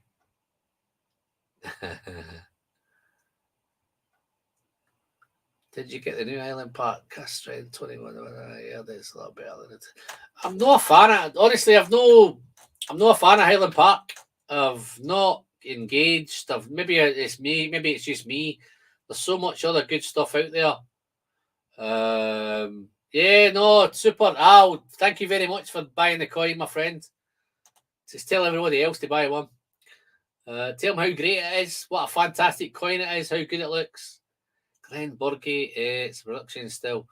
Yeah, Glenburgie, I've got a couple of Glenburgies. I think I've got a Gordon MacPhail 21-year-old Glenburgie. So there's a few bottles that I can pull into the, maybe do a Speyside night rather than a specific one. Glenallachie night. I've done Glenallachie Al. Might want to go back and check that out. But yeah, no, that's cool. Guys, it's been fantastic. I've had a great night. 3 hours and 10 minutes. I think I'm getting off quite lightly. Still got 32 with the chat, which is great. So I always hate leaving when there's more people in the chat. But I need to get into the habit of cutting it because I get a wee bit worse for wear. And it's not always good at the end. So I'm hoping to do this tonight. So fantastic. I'll toast you good health. Thank you very much for chatting in. If you're in Facebook and you're watching on Facebook, I'll catch up with you in the chat. I'll catch up in the replay.